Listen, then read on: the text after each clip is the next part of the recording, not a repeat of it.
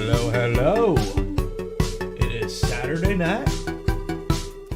Let's do printer things. How's everyone doing tonight? We are live. YouTube keeps yelling at me about bit rates. I'm assuming everything's good. It looks good. If things start going bad, let me know. Because technical issues during the stream are nothing new. So, tonight we're going to be doing some input shaper. And as usual, we're going to do it live. We're going into this. I've been holding off on doing anything input shaper related on any of my printers because I want to go through it live on stream. Because, again, the goals of the stream, I'm learning, you're learning, we're all learning. So, last week, we got Klipper installed on this guy. This is the Duet-powered B226. And we're going to put input shaper on it. Yes, the new camera colors. Looks good. Exposure is a little high. I will play with that later. I've been going through settings on this camera like crazy. Can I change it on here? Bigger video exposure. I don't think I can play with exposure on OBS. I got to go through the camera. But anyways. Yeah, exposure is bright. You're neon pale. Well, I am the guy who's inside a lot. It also doesn't help. I'm the monitors I have in here aren't exactly great color corrected monitors, but whatever. Yes, the Sonic pick. Gotta go fast. So, input shaper. What input shaper is resonance compensation. There's a whole article on it here on the Klipper website. But what it is, it basically allows you to counteract your ringing that your printer does at high acceleration. So it cancels it out. And gotta go fast. People are pushing 7K Excel with it. So we will be doing that. Or at least configure it. Now there's two ways to configure it, apparently. There's a method using a accelerometer, which allows you to tune it even more accurately. We are going to be going through the tuning method that just uses a calibration print, essentially. So, I read this article really quickly a while ago, and then I completely forgot everything about it. So we're going through this step by step, and we're going to be doing some input shaper tuning. Do you know if Duet RepRap firmware has a version? I don't know. The last time I looked at a new release of RepRap firmware was mid-2018. And that's what I was running on this guy up until I fixed it. Well, fixed it by putting Klipper on it. Which is funny. For the longest time, I thought either my bed was tacoed or I had a twisted gantry. Because with RepRap firmware, I could never get the bed perfectly level. I had to run like a bed mesh. Yet, as soon as I put Klipper on here, my bed is, I've been doing plates of these, ear guard, ear saver things, and the bed's perfectly flat. So here I was thinking I got a warped bed or a twisted gantry, and somehow Klipper fixed it. So I don't know. I'm not going to complain. Will you have a video for installing Klipper start to finish? I could do that. I've covered it on streams a few times. I don't think I've ever done like a proper stock installation of Klipper because I always have weird setups. But yeah, I could probably do that. It's in my pocket of video ideas, and I'm going to touch on video ideas in a bit. But Klipper, okay. Input shaper. So Klipper supports input shaper. That's what this is. It reduces ringing, yada, yada, yada. So basically, if you don't know what ringing is on your printer, it's mechanical vibrations. Basically, this allows you to tune out those vibrations and compensate for it. That allows your printer to dynamically adjust accelerations based on harmonics and blah, blah, blah, blah, blah. You can go really fast with input shaper tune, put it that way. So we're going to have to print something because from what it looks like, the stock calibration of doing this is basically kind of like doing pressure advance, where you print an object, and as it's printing that standardized object, it adjusts the setting as it goes up and higher. And then you find your sweet spot, you do some math, and that's your input shaper value. Now, there's also the way of doing it where you strap an accelerometer to your tool head using a second Raspberry Pi to log the data, and that allows you to get an even more accurate input shaper setup. But not everyone has an accelerometer and a Raspberry Pi kicking around. I did order some. They mysteriously vanished in shipping. So, yeah, we're going this way. I gave up waiting for them to show up. I got my whatever back from Allie. So, we need to print something. So, yes, I know, Kira. One of these days, I'll put Bruce a Slicer on here. So, this is the object we're going to be printing. Okay? The ringing tower. And this is a pretty stocked profile, I believe. Yeah. Okay. So, settings. Suggested layer height, 0.2. Infill and top layers can be 0. Okay, so we don't need that. 0 top layers.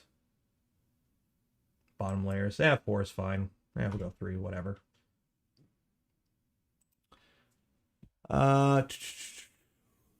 Is the V2... This is a 250. So this is a 250 spec V2. 35 hertz was somebody else's on a V1.8. Yeah, so it's going to be different on a V2 and a V1, and even printer to printer. And honestly, I think technically even what the printer is sitting on, if you have your printer on a wobbly table versus a solid bench, that will probably affect this. So I would recommend doing this in the location that your printer is going to run. Now, both my benches here are pretty solid. They're both bolted to the wall, so I don't think it's going to matter too much. But yeah. The Clipper Pressure Advance are better than the Marlin counterpart. I haven't touched Marlin in like 3 years, so I don't even know what Marlin's up to. Use 1 to 2 perimeters. High speed, 80 to 100 millimeters a second for external perimeters. So, oh, that's right. This profile is pretty stock. So wall speed, 100. Travel speed, 30. Okay.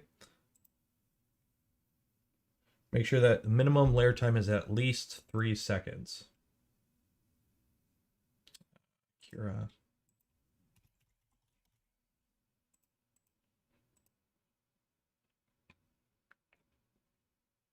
Okay, 15 seconds. We're good there. Fan, we want no fan. We're printing ABS. Technically, I normally run 10 to 15% fan. But this is just a calibration print, so I don't think it's a big deal. And dynamic acceleration control is disabled. So travel, speeds. Okay, so we got that is off, so no acceleration control. Z hop. Oh yeah, Cure doesn't like it for some reason. I don't even think I have Z hop enabled. Slice. I should already plug this printer in. Give it some power.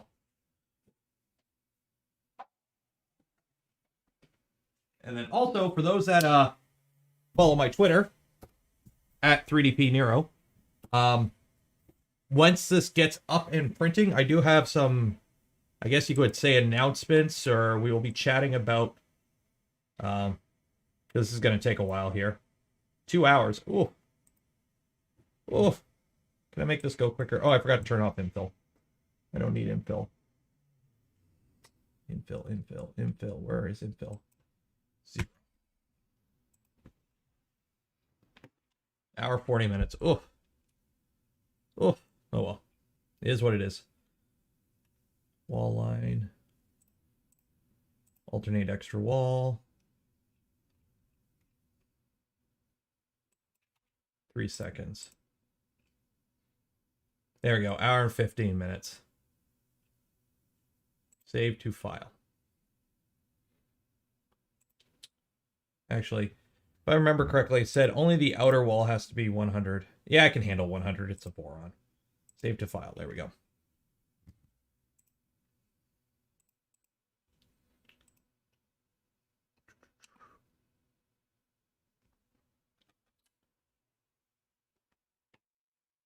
So yeah, so once this gets up in printing, I do have some channel updates, I guess you would say. But yeah, why not vase mode? You run it in vase mode, it turns it into a 40-minute print, and it's fine for input shaper. Oh. So okay. I guess if I could do it in vase mode. The only thing is ABS. And with ABS, we've done prints in the past with one wall where it kind of delaminates. This is fully enclosed, so that shouldn't be an issue. But I will do the 2 wall just in case. It's I'd rather not risk it. Okay, connect. Oh wait, no. Which printer is it? Did I update my IP addresses here? I don't think I did.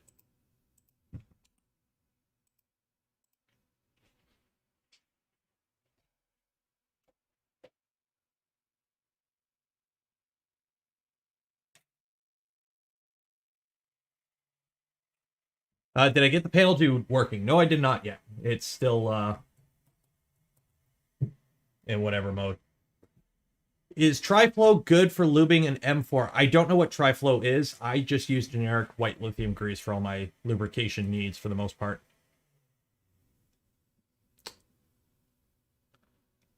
So it's so it's not 3 Neuro DP. Oh god. You guys. There we go. Yeah, I guess I could delete my the saved IP address for the for RepRap firmware duet. It's only 2 perimeters. It's only 2. We're only doing 2. Yes, it's currently aesthetic. I will, like I will print, the front skirt for this guy at some point in the future. Come on, connect.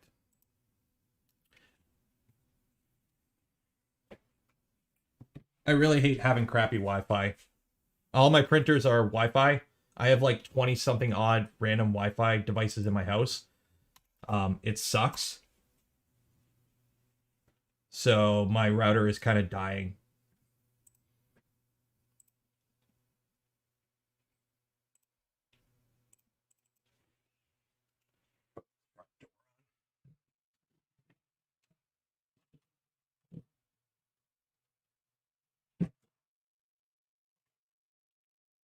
But that will let me segue into another thing later on. How is the switch from RepRap firmware to Klipper, considering flashing Klipper on my duet board, but not entirely sold yet?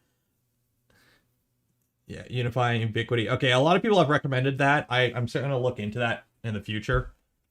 Because I think I'm using like a 4-year-old Asus router right now.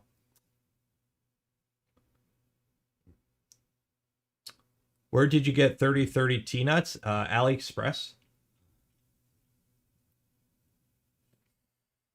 Okay, I think we got to do some other stuff here too. So, increase max Excel and max Excel parameters to your config to 7,000. Awesome. So, jobs, printer, config, edit. Max Excel, 7,000. Gotta go fast, guys. Gotta go fast. So I don't have this parameter, so I guess I should probably add it.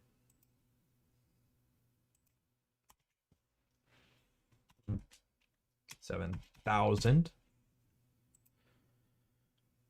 Once it is done tuning, you can go back, okay?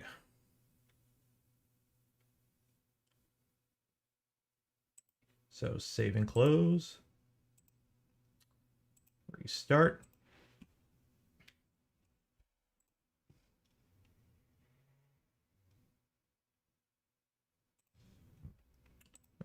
Turn it back on. Okay, so we need to set pressure advance to 0.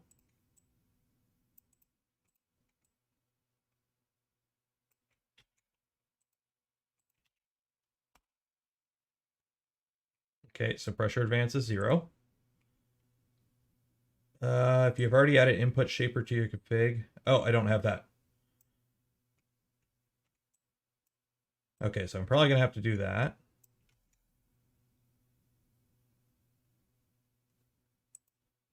printer.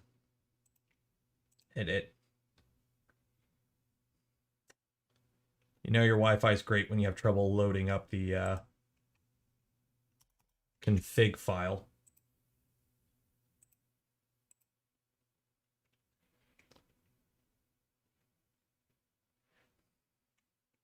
Oh, yes, this UI, I'm using Fluid as my interface for talking with Klipper.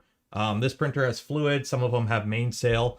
Tallboy still has Octoprint, simply for the fact that I like doing time, like, as of right now, there is no recording plugin for either of these two options. So if you want to do a time lapse, you need Octoprint still. Okay. So set input shaper frequency, blah, blah, blah, 0. Oh, wait, I got to do that other one first. So set pressure advance 0.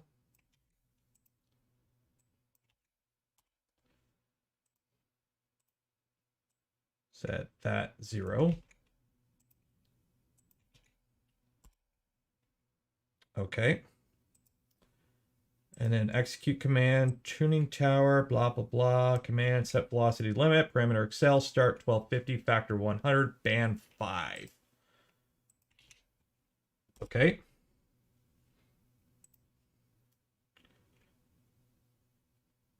This will try to make ringing more pronounced by setting different large values for acceleration. Then print the test model, sliced with the suggested parameters. You can stop the print early if ringing is clearly visible and you see that acceleration gets too high for your printer. YOLO, we're going all the way here. We are going to send it. And then yeah, we're just going to let it go. Okay, so now we need to print this. Let me catch up on chat while the chamber gets warm. Usually I wait like 5 to 10 minutes to get everything nice and toasty. So let me just check here.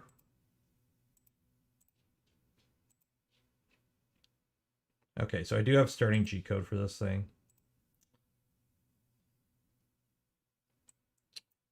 So it should be okay. I don't think we're going to need a brim. Should stick down fine. Okay, let me catch up on chat, because I've been staring at a printer for a bit.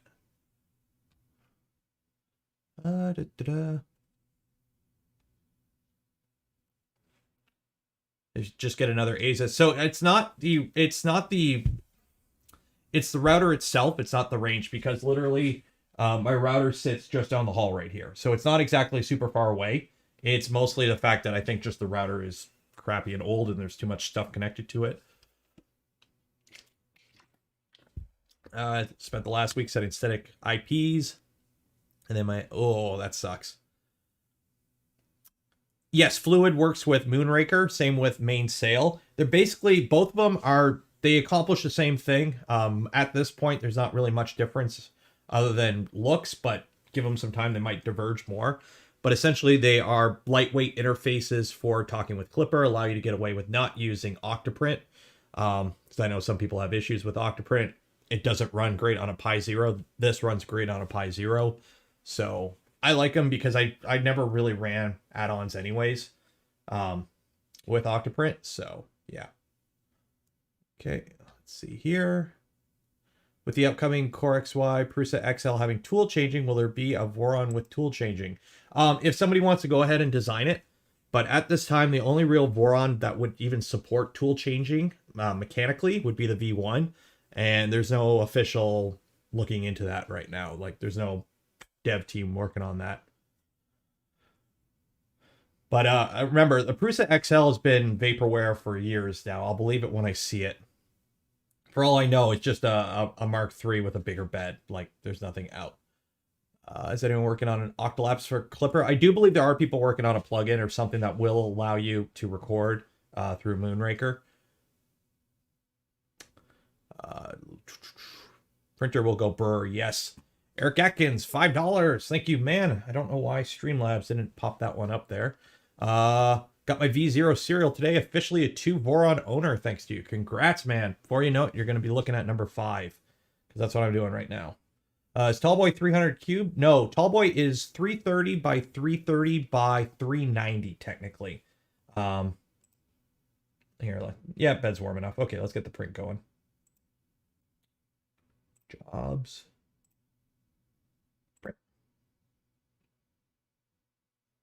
So, Tallboy is 330 by 330 by 390. Originally, it was built as a 300 by 300 by 400 V1. Technically, I think I get 420, nice, of Z, but due to belts hitting the top and how long the Bowden tube is to feed it down, I limit it to 390. Or not belts, drag chain. So.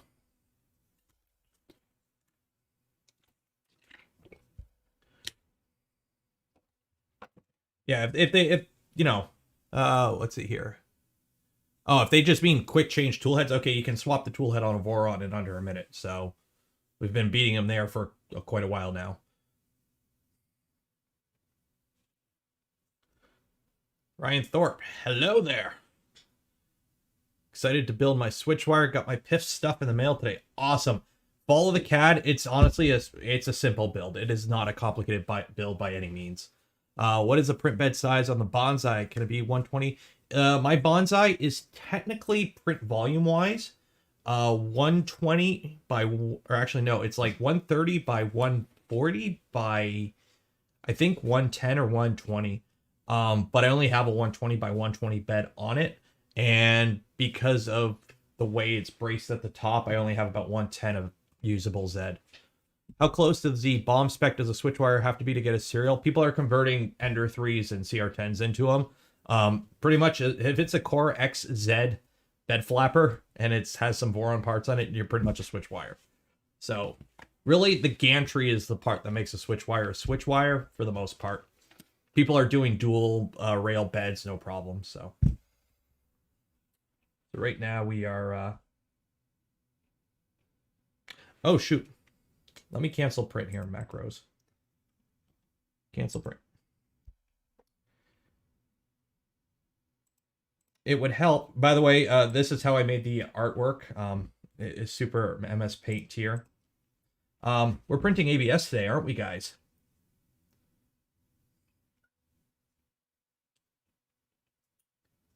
Material 245.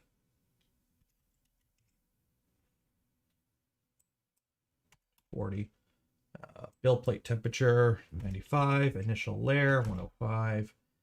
Flow 100%. Sure. There we go. Slice. Save to file.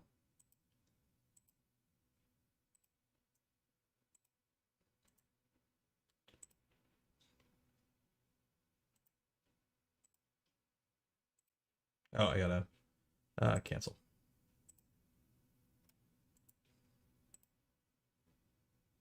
I mean, file currently in use. Cancel the print. Cancel the print. Yeah, screw it. Firmware restart.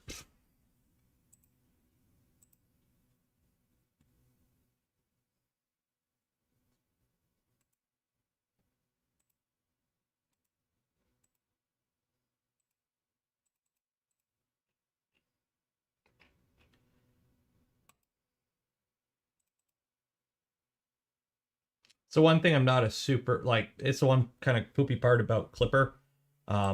It takes a minute for it to sometimes register commands because of the way it works through the USB, blah, blah, blah. Remove. Come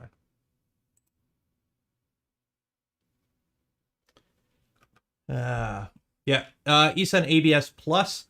I do have some matter hackers on the way. Yeah, it's blocking commands until the heat is achieved because that's how Klipper works. So,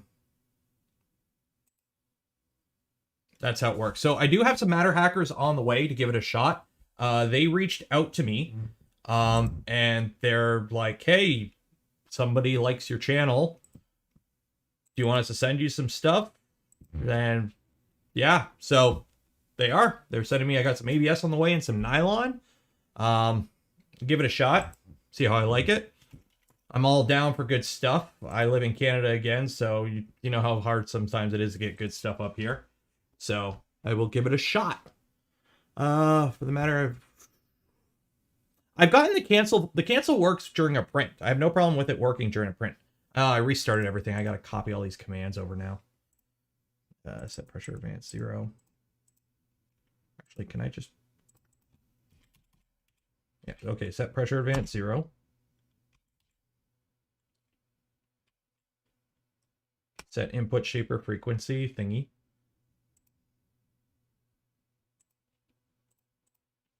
And then the other one.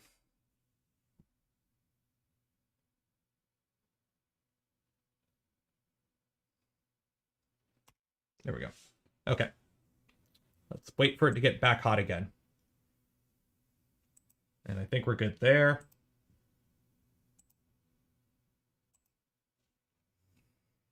Okay, so there we go. Should be good there. We should be good. It's heating back up. So we're good there. Okay.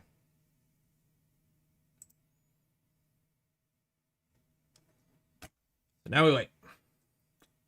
Prusa Slicer, I can't even look at it. I know I've got Prusa Slicer installed on my computer upstairs. I've been liking it so far quite a bit. It's just I haven't gotten around to setting it up down here. And honestly, I wish I know people don't like cloud stuff and whatever, but I wish you would have an account so that I could just save my profiles, because when you have two computers running printers, it's kind of annoying to have to maintain two instances of profiles, especially if you're changing stuff and tweaking stuff, because then like I'll change something down here and then I'll forget that on the computer upstairs I don't. So that's kind of one of the reasons I keep this computer separate.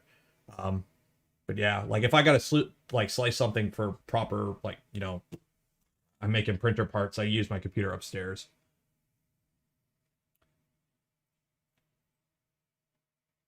I am very ready to build a switcher and move on to a V2, as I found you can build both for less than another printer I was looking at. Well, there you go then. Just buy a ton of parts, and then you can build a third Voron with all the leftovers. Trust me.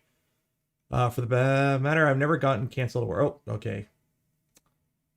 Yeah, alpha beta is alpha beta. Yeah, this stuff is still like, it's fully functional, but just be aware there might be hiccups. So, still faster than a government computer. Oh, God.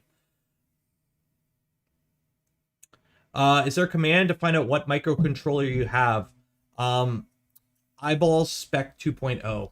Well, actually 1.0 times 2. Harmonics. This is why you don't use a metal plate as your bottom plate on your printers, kids.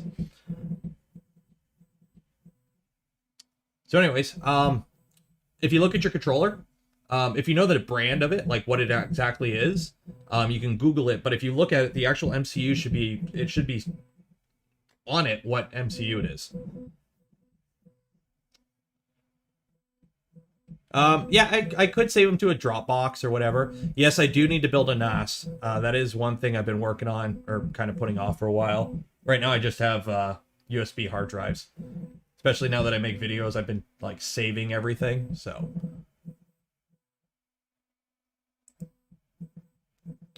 Have I tried Idea Maker? No, I have not. What's the screen you have? Oh, this is a Panel Do. It's designed for RepRap firmware. It runs its own firmware. You can make it work with Klipper, but I haven't gotten around to doing that yet. So right now it's just, you know, fancy. Okay, so the bed is probed and now it's doing its thing. Let's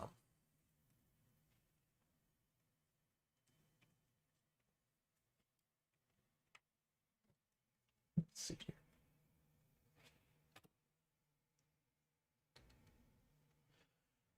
The joys of, so this is the downside of filming enclosed printers.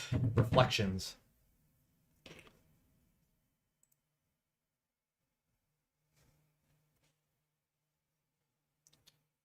Is this to do with adjusting belt tightness or without a belt? You shouldn't, this is basically as the printer is. So you're not adjusting belt tightness. You're just, this is compensating for ringing on an already set up printer.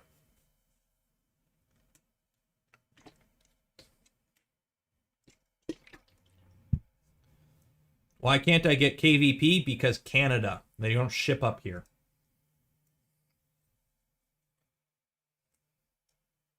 Would it be handy to have a transparent chat overlay on streams?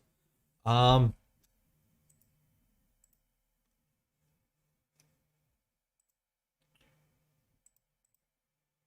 me see here.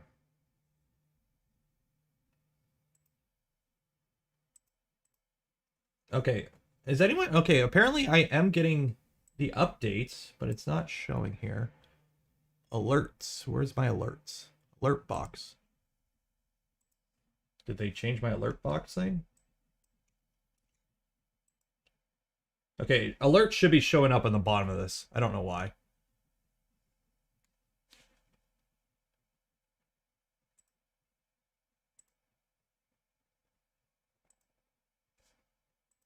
Like, I think I can add a chat window here. Add, what is it? Browser source. Create new chat.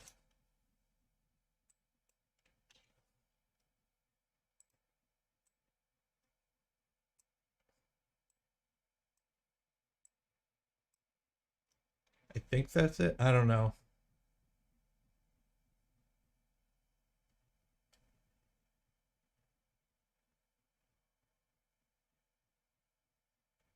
Oh.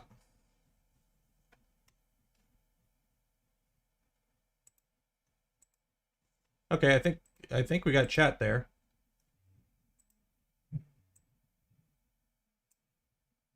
There we go. Here, let me put it up top here. Oh, no. Okay. There we go. We'll have it up top. There we go. Okay, I got chat. Get a PO box in Detroit. Okay, here's the problem using Cowboy 1. There's a global pandemic and I can't cross the border. Yeah.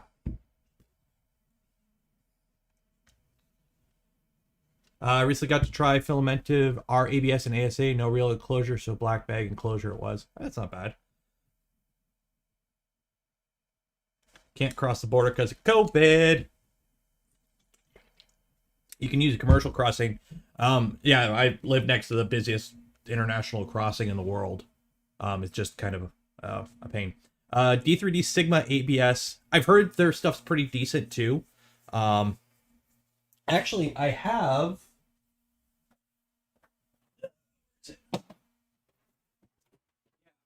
So I do have some D3D Sigma ASA, and you know what? This stuff's warp happy as hell. Like, I've done some prints with it. It's not that bad. Like, I printed, you know, the arm here for the C920 and a few other small things.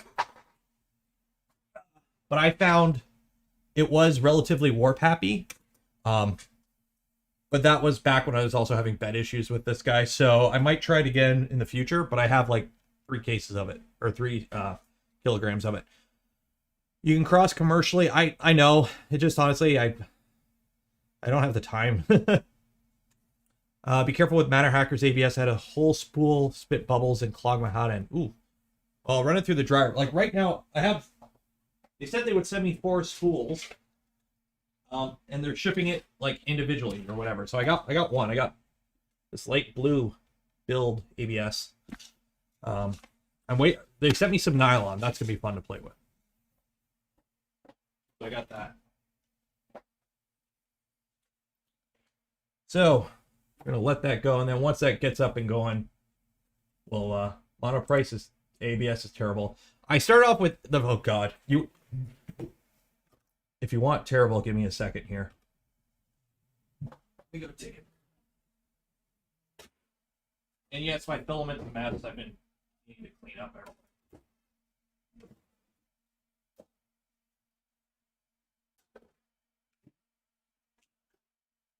Where did I put you?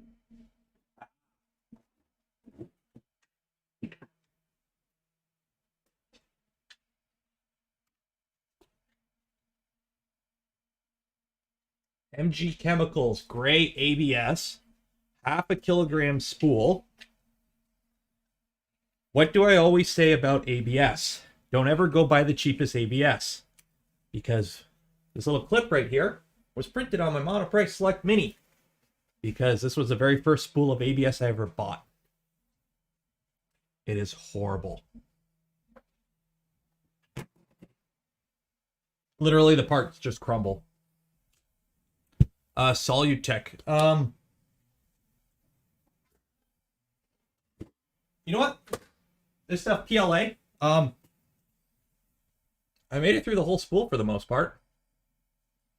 Oh, and by the way, tech tip. Where did I put it? Ah, there it is. Buy yourself a scale, okay? Buy yourself a scale. One, weighing stuff. You might need to weigh stuff. But two, whenever you get a spool of filament, especially like new brands or whatever, like I have a million empty spools of eSun, so I can weigh an empty spool. But usually when you buy filament, it's a kilogram, which is the weight of the filament. Buy a spool. If you don't know how much filament you have on it, weigh the whole spool, write down the weight of it. That's over a kilogram on it. So this weighed 1.144 kilograms. You write 144 on here. That way, at any point, you can grab the partially used spool, throw it on your scale, take off 144. That's how many grams of filament you have left. So I don't do that to my eSun spools because I got, I know how much those spools weigh. But especially if you're like buying different brands, a lot of them don't have the weight of the spool. That stuff helps.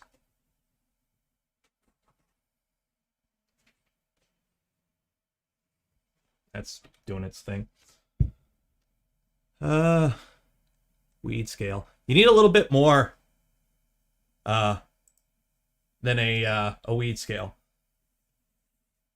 You gotta be able to weigh a kilogram. If you're weighing that much of that stuff, yeah.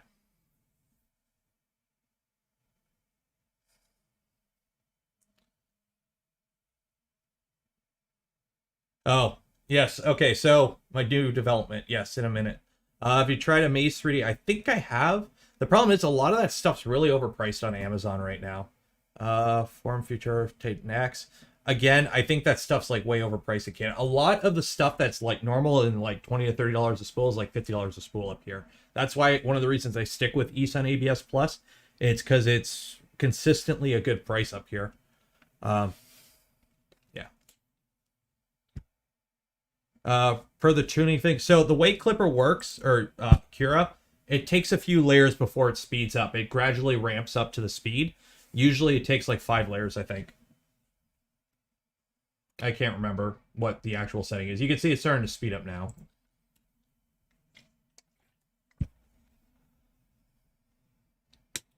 Like, I used to do competitive shooting and reloading. So I did IPSC and IDPA, USPSA. So I do have a Frankfurt Arsenal reloading scale that's like super accurate if I ever need to like measure something super accurate, which I use for like the hot end reviews because these are so light. It's better to weigh them on some more accurate scale. Okay. So that is doing that. How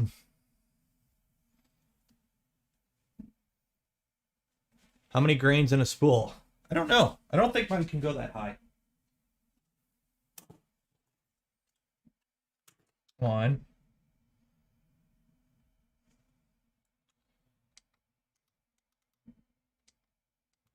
Yeah, I don't think it'll do a kilogram. Let me try grains. I don't even think that'll work. Yeah, pretty much empty spool overloads it. It's meant for like reloading. You know where you could buy 2.4 beds that are already drilled and drilled for magnets? No. So Fermio Labs and a few others make pre-made beds, but they're pretty much the spec. There is Mendel Roseworks, I think it's called. They make some beds, but they only do a V1 or a V0 bed with the magnets pre-installed. What's the best solution when you're running a glass bed, but you don't want to screw around with tape or glue? I ran a glass bed just fine on V1 100 for a while. Actually, I used IKEA mirrors. Just clean it super clean, like no residue on it at all, and most stuff stuck to the bed at temperature. Don't do it with PETG though; you'll take chunks out of the glass. Can we get a super volcano afterburner video. I have high flow. My dragon is a high flow. I don't need a super volcano. But if you guys want super volcano, like personally, I think if you buy in a super volcano, you might be compensating. But then again, I have this. Because you never know when you need a, where is it? A 1000 watt, 230 volt heater.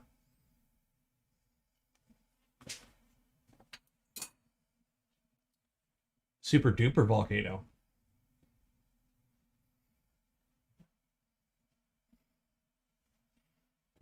Yeah, that was in the scrap bin. It was used for heating up a high temperature injection mold. So, yeah, the dragons are great. Honestly, every hot end that's not a piece of junk, and you know which ones are the piece of junk, are good hot ends. It's just, you know, if you only care about print quality, a V6 works just as good as a dragon or any of the other standard flows. So, okay. So the print is doing print things. So let's chat. And we are going to be chatting about the channel. This thing that I do. That has grown much more than I ever thought it would. This was started off as me being bored during a pandemic and trying to avoid a million questions. So I'd figure, hey, I'll make videos. Because if I make a video, you can watch the video, and then you don't have to go on the Discord with common questions. So the first videos I did were like sourcing guide stuff, right? You know, where can I find this? Where can I buy that? What do you recommend? So I made those. And then those did pretty good. So I started doing, okay, how do you assemble some of these components? Because, yeah, there's, you know, there's the manuals and whatnot, and there's pictures and whatnot. But, you know, having a video, it's easier for a lot of people, including myself, if you just follow a video along, right? But the thing with videos is you have to edit them. So, well, why edit when I could just hit the live button and we can just figure this out as we go? So, like, right now with the input shaper, we're figuring it out together. And then what I'll do is I'll make a video out of this later, standalone. So that was that. Now, it started off at the beginning of the year. My YouTube channel is from like 06. I think I have 2 videos on here with like over 100,000 views from back when I played EVE Online in like 2008 or 2010 or something like that. But over the past year, this has blown up quite a bit. I did not expect it to get anywhere near the size it is. We're at over 1 million views right now on the channel. We are, I think, like close to almost 200 subscribers away from 5,000. Which for a small scale YouTuber like myself is kind of a lot. In the past year, it's like 4,000 new people or something like that. So anyways, we're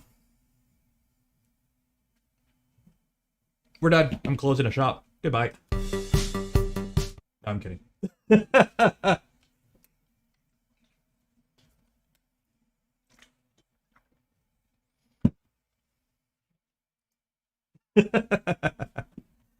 Okay.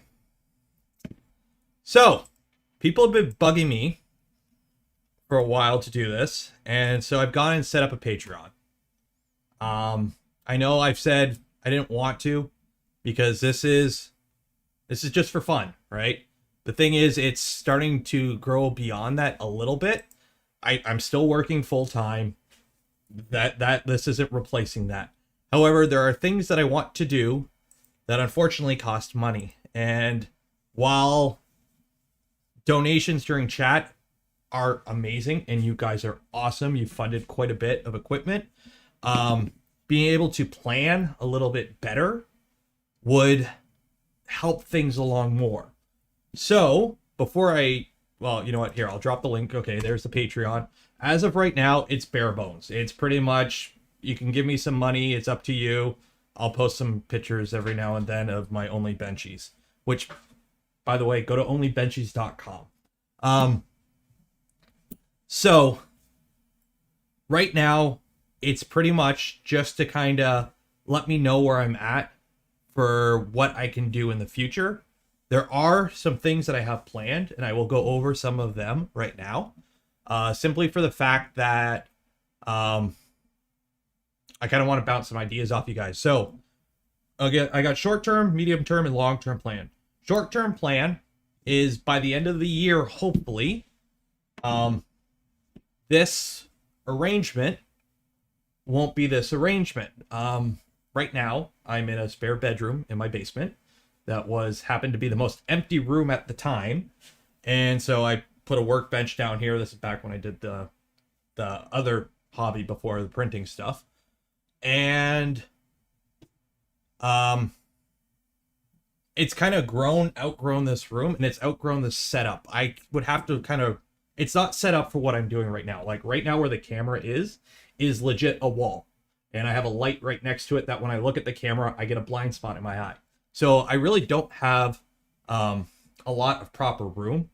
So I'm not moving out. I'm still going to be working in my basement, but I have another bedroom that is a spare bedroom still, but it's bigger.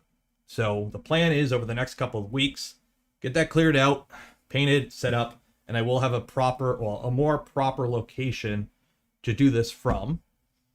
And also, I won't be underneath the master bedroom. So when I do these late night streams, I won't be keeping my wife up anymore. So she'll appreciate that. So anyways, that is the near future, is hopefully a new set. It's not going to be anything fancy, but it should allow for better setups and whatnot. Because right now, I'm very limited in my room and what you can see. So that is the short term. The medium to long term, though, is there will still be the Saturday night streams and whatnot, but I know you guys like the builds, okay? The V1 build, the V2 build, the V0 build, those were great. The thing is, though, both those builds were already things that I was going to be doing anyways. The problem is with doing a Voron build from scratch is, and unfortunately, I say this every time you guys ask, Vorons are kind of expensive. Okay, so I have been talking with one company so far has gotten back to me, and I'm going to be talking to a few others, and of course, whatever I can't arrange, I'll be paying out of pocket. But the next project is Toasty Boy. Okay, so we have Tall Boy, and we will be building Toasty Boy. Toasty Boy will be a V1 specifically for higher temp materials. Okay. So it's not going to have a chamber heater, at least anytime soon. It's going to be just enclosed to hell.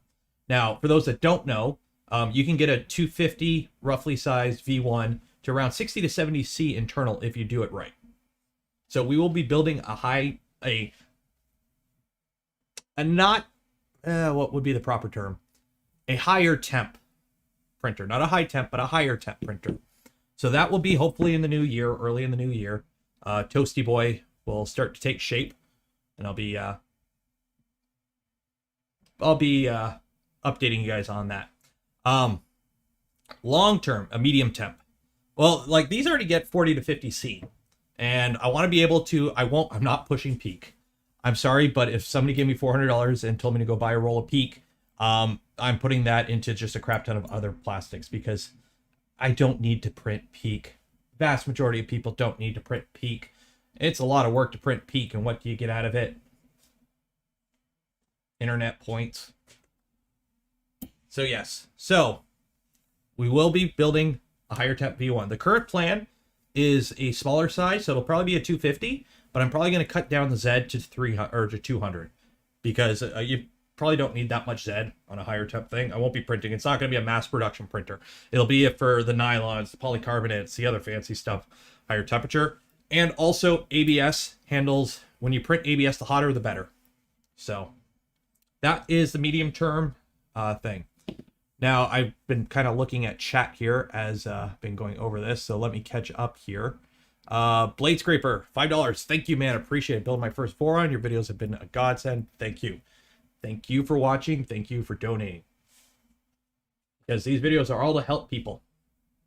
Have you considered expanding into hobby CNC? That is long-term goal, okay? Hobby CNC is kind of what I've always wanted to do and what I wanted to do before I got into 3D printers. The thing with a 3D printer is this doesn't really make a mess. I can do it in my house. You know, it's, you know, I work in a tool shop. I know what CNC entails. And also, if I was going to do CNC, we're cutting steel. I'm not cutting wood and styrofoam and light aluminums. So if I go CNC, again, long term, we're cutting some steel. So that is the long-term goal, and that's at the very rough planning, like year plus out if we get to that. So if somebody wants to, if I can get my hands on Peak, I'll try it in Toasty Boy. I'll get it as warm as I can and try it. But at this point, it's $400 a spool. I don't even want to know how much it is a spool up here in Canada. How much to build? Joe telling a V0 to review a good quality printer instead of the junk he normally does. He does what he does because there's reasons why he does what he does. As somebody who is now peeking into the way YouTube works, I fully understand everything he does and a lot of the other 3D printing YouTube channels. But he's mentioned on stream, because Voron has come up on some of his streams, and he has mentioned he wants to build one. He just doesn't have the time. And for somebody in his position, YouTube loves content. It loves regular content. I try to do a video a week and a stream a week. The stream's easy. The video is, I work 40 to 50 hours a week full time. I have a 2.5-year-old son, so I try to do as much as I can. But the YouTube loves, and he does, this is his job. So it's a lot easier to just review a box printer than to spend quite a while building a printer for one video or two videos. So I understand. He says he wants to. We'll see. Again, I also live in another country, like 36 hours away. So, actually more than 36 probably. Yeah, Seattle to where I am is probably quite a bit. It's a few day drive. Shouldn't PC work fine in the V2? Yes. So, a lot of plastics will print fine at the temperatures a normal V2 is capable of reaching, but they usually print better at higher temps, especially stuff like PC and nylons. So, I haven't checked my Patreon supporters. Apparently they are adding up. I will check at the end of the stream. I'm going to save that. You're going to have to get a separate shop for CNC or your neighbors will kill you, running at 11 p.m. Sound installation. No, if I go CNC, it's going to live in the garage, obviously. Yes, tiny chips go everywhere. I'm not cutting metal in my house. I've drilled, extrusions in here, and I'm still finding aluminum. Are you using a 50-watt heater in your Dragonfly high flow? Yes, pretty much all my printers are running high flow, or running 50-watt heaters, because I bought a bunch of them a while ago. Yes, having CNC is good fun generating toolpath. I know they kind of nerfed Fusion 360, just as I was starting to figure it out. Nothing wrong with one stream a week. Yep, that's my goal, is to keep it at one stream a week, Saturday nights. I know a lot of people, according to the YouTube metrics, after Americans, Germans are my #1 most watched country. So I would like to do more streams on other times. It's just trying to figure that out time-wise. Right now, I'm currently working steady afternoons. And during the day, I'm watching a little guy. So it's kind of, my hands are kind of held behind my back. That's why I do Saturday night streams. But it might change in the future. We'll see. ABS layer adhesion gets better as enclosure. Yes. So for example, when you're shooting plastic injection part, you shoot the melted plastic into the tool. You let it harden up for like 30 seconds, less, more, depending on the size of the part, whatever. And then you open it, and it's solid as hell. You want ABS to be as hot as it can, and then naturally cool as one unit, because it's just stronger that way. The weakest part of any plastic printed is layer adhesion. So if you can keep it hot longer, you'll have better layer adhesion. So if your chamber is 70C printing ABS, you'll have much stronger layer adhesion than 50. Now, 50 might get you layer adhesion that's perfectly acceptable. That's, all my Voron parts are printed at 40 to 50C chamber temps. But if you're shooting for even stronger or higher impact strength, hotter is better. Well, not necessarily hotter chamber. Your nozzle temp will remain unchanged. It's just the plastic will stay hot longer. Eddie Hurd up. Yes, I've been chatting with Eddie about high temps B1s because he's the one who's done a lot of the pioneering work on that. Hips. Oop, I can feel the table shaking. So we're starting to get to the fun or acceleration levels. Yes, I've done hips. Hips is pretty much ABS temperatures for the most part. I actually run hips a little bit colder. So yeah. You don't need one, or I don't need it, but I kind of want to buy one of the 80 watt heater cartridges. 80 watt would be kind of pushing it on, especially the small size. If you accidentally screw it up and you feed like full voltage to it, you'll probably melt your heater block pretty quick.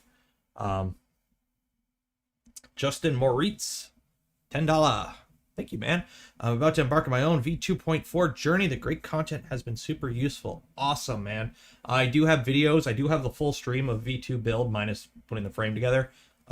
If you get stuck on anything, refer to that. And there are some videos on some of the larger standalone components. Good luck on the build, man. Thanks for the donation.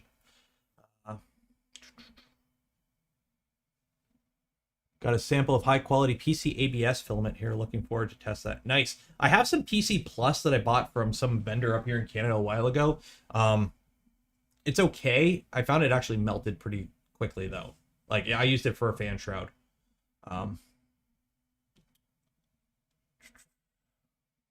You're going to do more videos on how does the chamber temp affect cooling, and do you need to change? So I would still run the 10 to 15 C or percent fan. The fan is mostly just to kind of drop the temperature quick enough to kind of give you cleaner edges and overhangs with ABS. You don't want it to actually cool the part. You just want it to stop being liquid. So you'd probably still want to run the same fan or the same fan temperatures and whatnot. Okay, so let me go back to the print so you can watch that. Oh, okay, I gotta add more. Add browser, add existing, chat.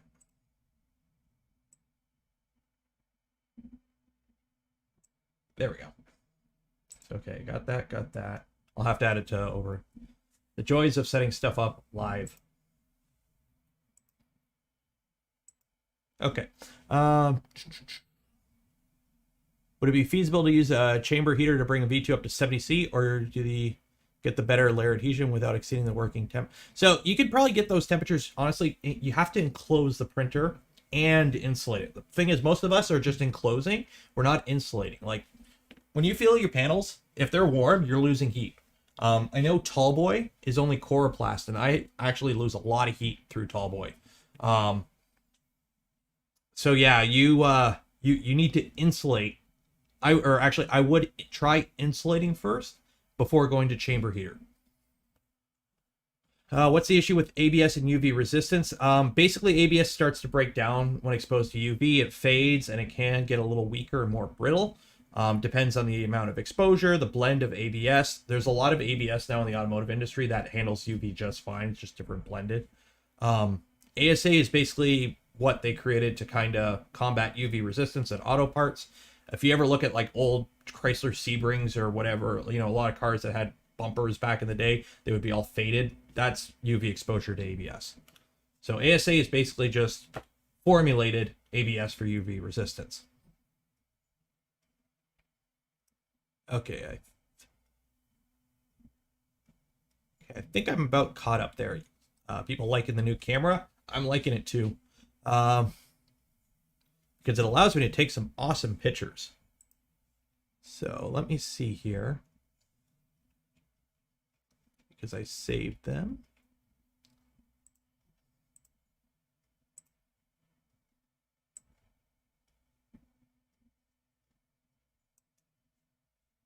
Yeah, I'll say I got one here. Okay, so new camera.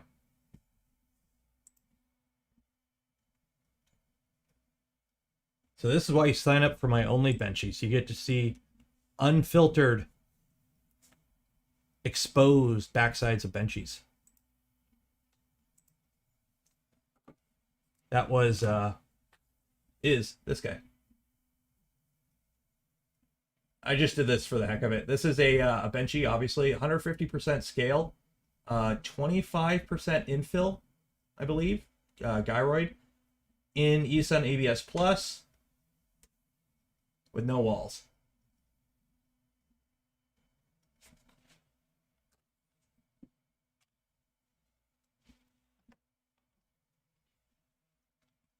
Is that allowed on YouTube? It is now. I'm gonna get flagged, aren't I? So for insulation, a lot of people, well, not a lot, but what I see is they use the, I think it's called Reflectix. Let me see if I can find it here.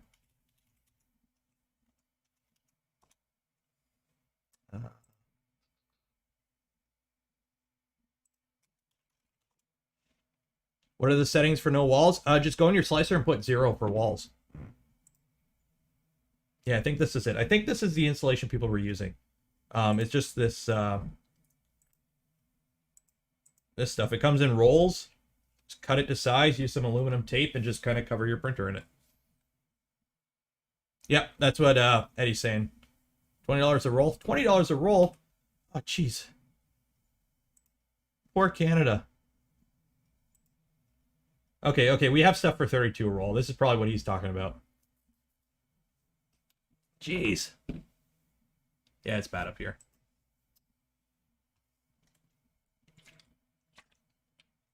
Air gap would be the way to go for insulation. Just don't know how. It would be cost effective. So if you want to air gap, so if you were building from scratch, now I won't be doing this with Toasty Boy probably, but what some of us have looked into is using 40/40 for your outer box of the frame, because then you could put a panel.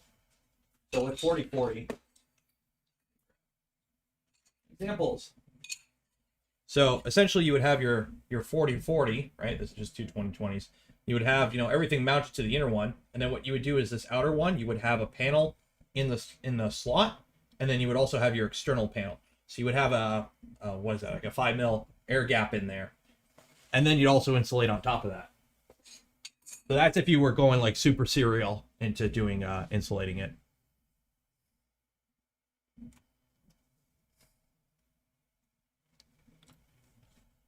So we are at 43%. I haven't actually looked at this print. Let me actually put the light on so you can see it a bit better.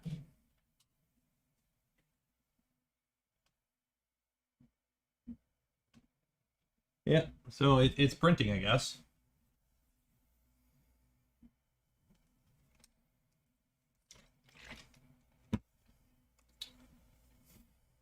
When's the Voron IDEX coming? It exists. You have to go to China, though. That's where the guy built it.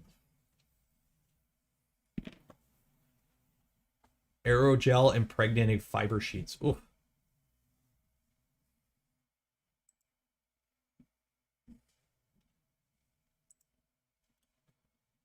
Auto soundproofing, insulation, adhesive back. Basically, so the first step is, okay, so if you want to know how your printer is doing, one, gaskets. Make sure you have everything gasketed up, obviously. And two, what I would recommend is tape up anything, you know, aluminum tape's good. Tape up any holes, especially in the bottom panels, tops, gasket everything up. Set your, what is it, 100 or 150 millimeters off the middle of your bed for your tool head. Heat your bed up to 100 C and wait an hour and see what temperature your hot end's reading, because your hot end will just go to whatever the ambient temperature of the air is, and that'll give you an idea what your starting point is. That's how most of us measure. Now you can't get, you know, where'd I put it? Standalone little temperature thermometer thingies. Put them in your chamber to check. But that's how I figured out. Tall Boy runs about 5 to 10 C colder than this guy, which I kind of figured that it's a bigger volume, it's more air to heat, and it's only chloroplast, so it doesn't really contain the heat that well. Smooth or powdered PDI? I prefer stickers, honestly. I just prefer the PI stickers because you can replace them easier, and I find stuff sticks better to them. I've kind of been hit or miss with the textured PI. Double glazing for your printer, yes. You put a panel in the slot, you'll have to do it when assembling. Yes, that's another thing. It would be a kind of a pain, but again, idea. You could just slide them in through the top, just take the top panels off, or top extrusions, or bottom, vice versa. Glass would probably then plexi. Yes, that's another thing. Have you seen where the first 4 or 5 solid infill layers on an ABS print appear to shrink? I just started getting in this for some reason. I have not ran into this before. You might be printing too hot, or your bed might be too hot. I would have to see. Post some pictures in one of the help channels on the Discord. Somebody might be able to point that out. But usually I find it's most likely a temperature related issue. Cardboard over, yes. Okay, so cardboard insulates really good. As we found out with the bonsai, where I got to 40 degrees Celsius inside that chamber, and that's with nothing but a 60 watt, 12 volt bed heating the chamber. And cardboard works. Like, honestly, if you were to just strap cardboard to the whole, every side of your printer, you probably would insulate it better. It's just insulation, right?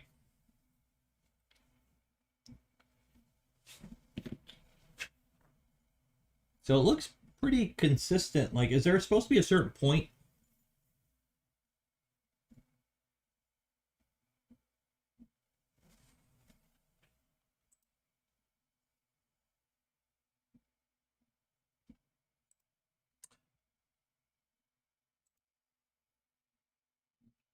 Has anyone done this before? Because again, I'm going into this blind, so I can keep going until, what does it say? Because we're at 50% right now. Cardboard works that well. Wouldn't Coroplast be pretty similar? It's basically the same thing. Coroplast is pretty thin though.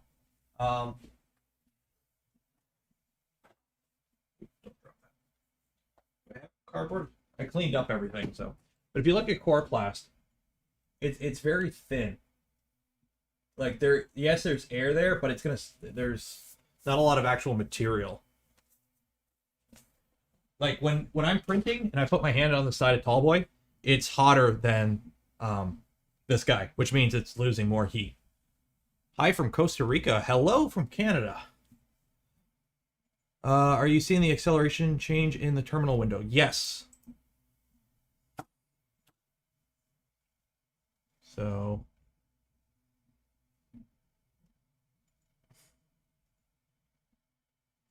yeah, the acceleration change is happening.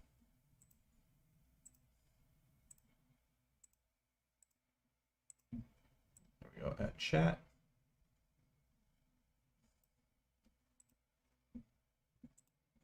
So yeah. If you seal the cut ends, maybe. I'll take a look at that. Have you experienced with... No, I haven't pushed beyond the 50 watt heater cartridges. You'll see the ridges when reaching the top. Okay. Shine a flashlight. Like, I can see ringing. Oh, I see. Okay, it is getting... I can see it now.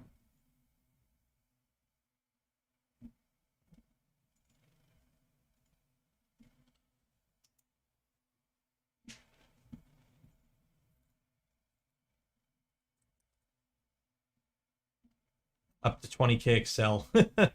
I know a lot of people are running 5 to 7. 5 seems to be the good point.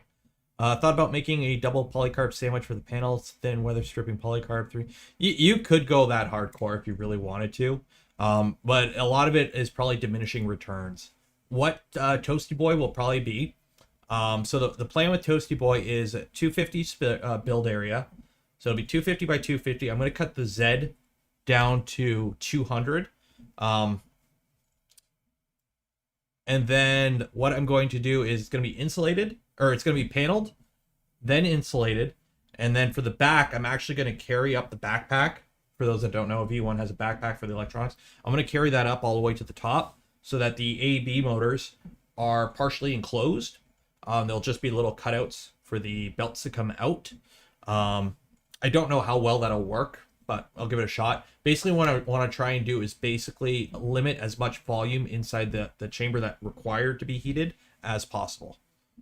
So it'll be hotter in the chamber. So I don't plan on printing tall things in it. So that's why I'm going to cut the Z down, because it'll be the same size heater and less volume. How much heat can the belts handle? High temperature belts are, I think, 70 or 80 C. I can't remember. Or those are the standard belts. And then there's high temp belts. I haven't really looked into that. This is still, like, some things I know what I'm going with already. Hot end, I'm going to be using a Mosquito. because it's a sliced mosquito. It's a damn good hot end, and I have one. So we are going to be using a mosquito in it. So I know that part. Is it really going to look like a toaster oven? Yes, I'll print some bread to put on top. Make it look like a toaster oven. Okay, Triangle Labs sells 135C capable belts. I think those were the ones I was looking at. I have a spreadsheet somewhere. Yeah, can't go wrong with the Skeeter. It just sucks it costs so much.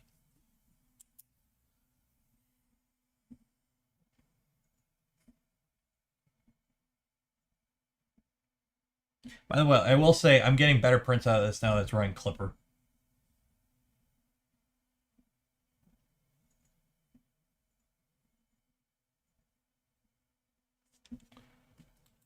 Any benefit with mosquito over dragon? Okay, basically it's extremely subjective. They both functionally are exactly the same. The critical component, the heat break, is pretty much the same. The heat sink is pretty much the same.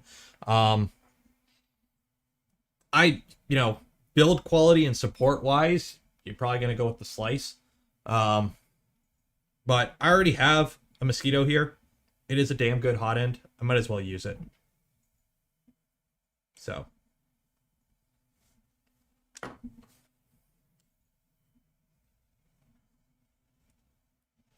You have a mosquito and an Ender 3 with Klipper. Oof. I think the Fatus Dragon does a better job. I have a High Flow Dragon and Tallboy. So I have... Switchwire has a Dragonfly. This guy has a Mosquito. Tallboy has a High Flow Dragon. V0 has a Standard Flow Dragon. And then Bonsai has a V6. How often are changes made to 2.4 build? So basically, there was some minor like bug fix changes, nothing major, but like for example, the gantry in this guy is the gantry from about 2 months before 2.4 went live, and it's still it's printing right now. There's nothing wrong with it. There's just been some improvements to it, and I haven't bothered to change it because I don't think it's worth it. So there has been some tweaks to it, but as for like a full, 2.5, that's not even being looked at right now. Because there's nothing that we've noticed that's needing a big improvement. The Fatus nozzle is different, but seems to do great. They're pretty much all like a V6 style clone nozzle. They're all compatible with each other. What would you have to do to get a higher temp bed, like 130 to 140? The Kinova heater pads will reach those temperatures. The problem is most of us are attaching the bed with the 468MP adhesive, which is only rated up to about 120 continuous. So, for example, this bed, I won't push past 110. I pushed it to 115. I won't push 120. This bed has been together, like the heater has been on this bed for almost 2.5 years now. So I don't want to lose that at this point. But basically, you would have to affix the heater better using something like RTV, gasket silicone, which this stuff is good up to, well, put it this way, I use it to make the heat socks for my mosquito. So it could take that.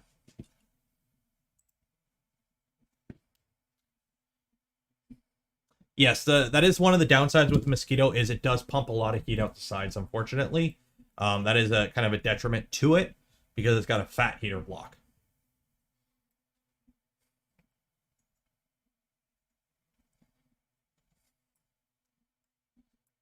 Yeah, you would have to attach the heater with RTV. If you wanted to take the PEI off, just heat the sucker up. Timothy, throw it in the freezer.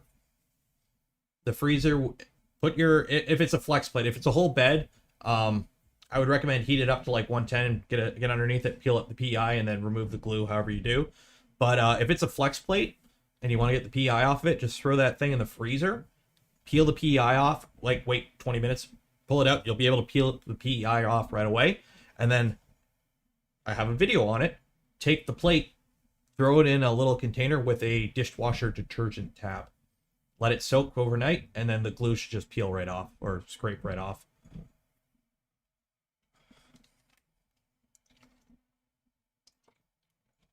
What magnetic foil are you using for the bed? I'm not using any magnetic foil. That's a sheet of, well, it's a flex plate with PI on it, with a whatever magnet energetic ships with it.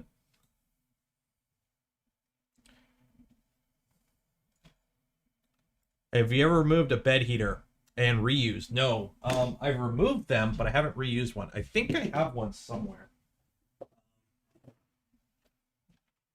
Yeah. So I have this guy. This was off of the bed that's now on V0. This was the original bed that I bought for V0, the original heater pad. 12 volt, 60 watt, because originally that thing was going to be all 12 volt. It was going to run off of ramps. But I peeled this off to put the mains one on.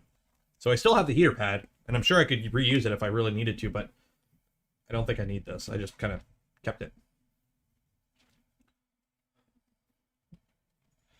So when are you building your Delta? I would love a Delta just to see it like print, but I have no need for a Delta. I don't have a need for half these printers, honestly. I build printers to build printers, pretty much, at this point. I used to do the print it forward stuff back when I had more time. And I have done, you know, I printed a million of those little ear protectors for work and whatnot. So I do use them, but I have 5 printers right now, 4 of them are Vorons. And I'm looking at building Voron number 5, so.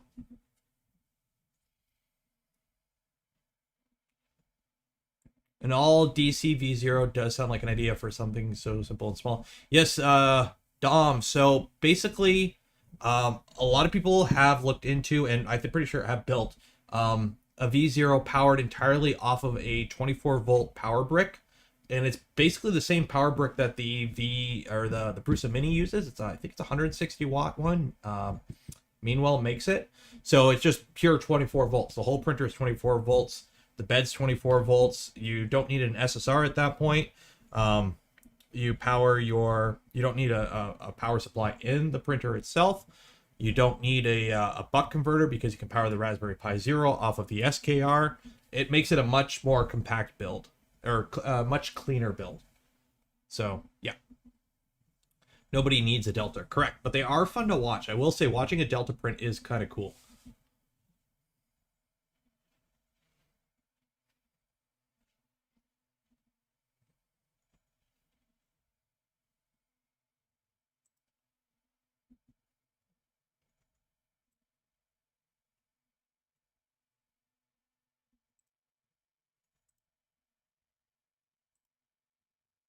And actually, turn the music on.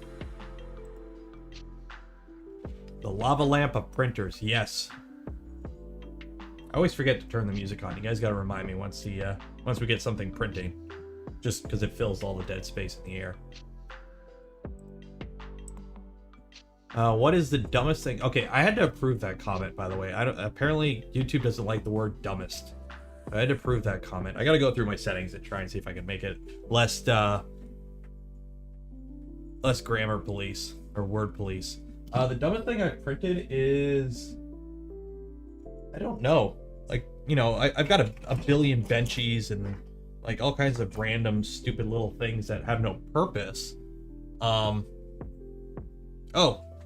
in terms of like time spent to like output with these things, I have one left. A family member wanted me to print a bunch of these things. These are meant to go in a tube for hydroponics. And I printed a whole bunch of them for him. And then he just kind of, you know what, I don't want to do that anymore. So, in the garbage bin.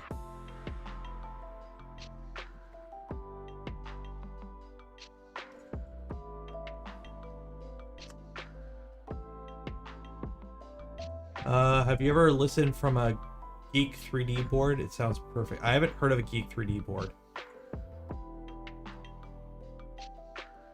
Polar printers. Yeah, those are cool too. You have recommended Okay, Michael, so you have recommended a 1.8 over 2.4 for specific uses, but you don't have one. Some build videos would be helpful. So I'm assuming you just joined the chat, but I'll give you the quick rundown of the channel update. Short-term goal, I'm moving out of this room into a bigger room, which will be set up properly for streaming and doing videos. So yay, more room. Medium-term goal is a V1 build. It will be Toasty Boy. Toasty Boy will be a higher temperature V1 build. That will be hopefully starting in the new year some point. Once I get kind of between financing and arranging with some vendors. Hopefully I'm getting some stuff donated to help go towards it. So it will be a sponsored video. I will be shilling, but hey, you guys get a Voron out of it. And then long-term CNC stuff, yada yada. To help support those, I have set up an I was gonna say an only benchies. I have set up a Patreon. If you would like to help, I will link it here. But pretty much everything goes into helping the channel, because doing this kind of thing isn't exactly cheap. But you guys make this a heck of a lot easier than it normally would be. So yes, so I will be building a V1.8. So a printer that used a traditional, yes, I've seen the video of the one that had the cylinder head, where it's printing on like a tube basically. I've enjoyed my Delta for 3 days, and my wife stole it and now use it to print desktop. That's what I see the majority of people use Deltas for, is like models. So, you know, if you're going to be printing like little, you know, figures like this all day, a Delta would be great. But for structural stuff, because Deltas do have the issue with, technically they are not perfectly accurate dimensionally, especially once you get near the bases of the tower, I think it is. It has to compensate for weird geometry issues. So. Speaking of SSRs, somebody was saying something about SSRs. Wait, so how is mains different than the Kenovo heater? I ordered a bed kit from Digimac that comes with Kenovo silicone heater. I have no idea what mains power refers. Mains would be the voltage coming out of your wall. So if you're in North America, it's 110 volt. If you're in Euroland, it's like 220 volt. So mains is basically, it's running off of the power in your wall. You would need a solid state relay to control it. That one right there that I pulled out earlier was a 12 volt, so that's a direct current version too. Alternating current, the power goes do. Direct current, it's AC/DC is heavy metal. You know how it is. So basically, if I'm saying mains, it's a higher voltage, comes out of the wall. The advantage to mains is it's faster because you have more volts, so it's going to heat up quicker, and because higher voltage, lower amps for the same amount of watts. So it's actually safer because you're only pushing like 2 to 3 amps through a wire instead of like 15 amps through a wire. So you can also use thinner wires.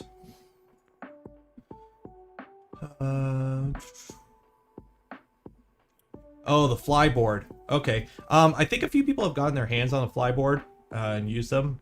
I haven't. I'm firmly in SKRs, a pretty good territory at this point. I would say the dumbest, most useless thing would have been doing dev and throwing away parts. Yes, I have printed spools of parts that have literally been right into the trash. Have I seen the Moldex printer on GitHub? No, I have not, but I will take a look at it. Let's take a looky-loo here. Rep IDEX. Okay, I think I've seen this one. Or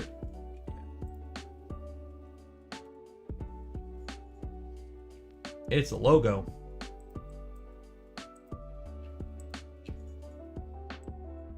My desk is really shaking right now. I can hear those accelerations going. Okay, so what do we got here? We got, so 3 belted Z. That's a big chunk of printed plastic to have your bed hanging off of, but okay. That right there looks very suspiciously like the belt cover on a V2. I'm just putting that out there. So it's IDEX HBOT belt path, it looks like. So it looks like an HBOT belt path because the belts don't cross in the front or the back. Do they have one built?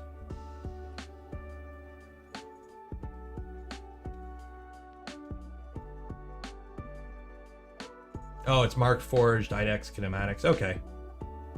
Okay, so they have built one. Oh, that looks pretty cool.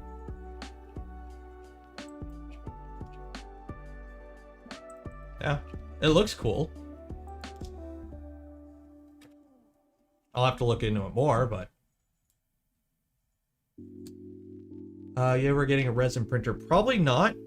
The majority of the stuff that I print is like structural or mechanical. Like I don't print a lot of like I do print, you know, hey look, it's Grogu, but I normally print like mechanical structural stuff, so I haven't really looked into resin printers. If I still played Warhammer, I probably would have though. Toasty Boy must have a custom top panel that looks like it has 2 bread slots. If you can find me the STL for bread, I will print some bread and have it like pop out when the print's done. 32-bit, 9 motor drivers, 6 controllable fans, and it only costs 40 USD. That's not bad.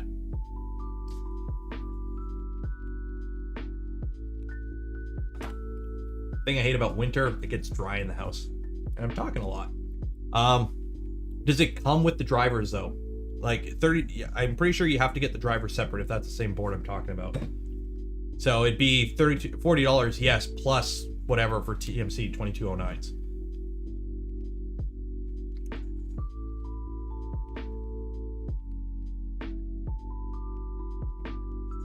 Flyboard is great on my build. Yeah, that's good. Like I have nothing against flyboard, I just haven't used one.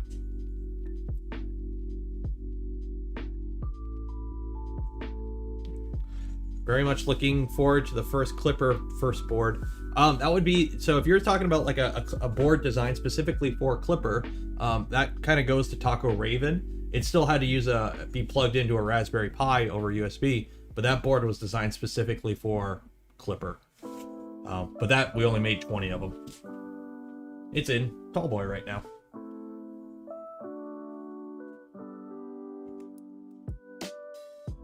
What's your suggestion for ABS parts that are properly tuned for dimensional accuracy but are very tight to fit bearings and other parts? So if you want a good test print to do that, there are some test prints in the War on V2, V1, and probably the V0 folders, but I know it's in the V2 folder. So when it comes to printing, I recommend setting extrusion width for 0.4 millimeters for your extrusion width, or whatever your nozzle size is. Set it for exactly that. Make sure your flow is calibrated, pressure advance is calibrated, you're not over extruding, under extruding. I want to say it's, you know, I know I'm lucky with it. I do those few things and they have always worked just fine for me. Also use good ABS. But basically, you just want to make sure everything's tuned and calibrated properly. Spoilers, geez, what am I spoiling?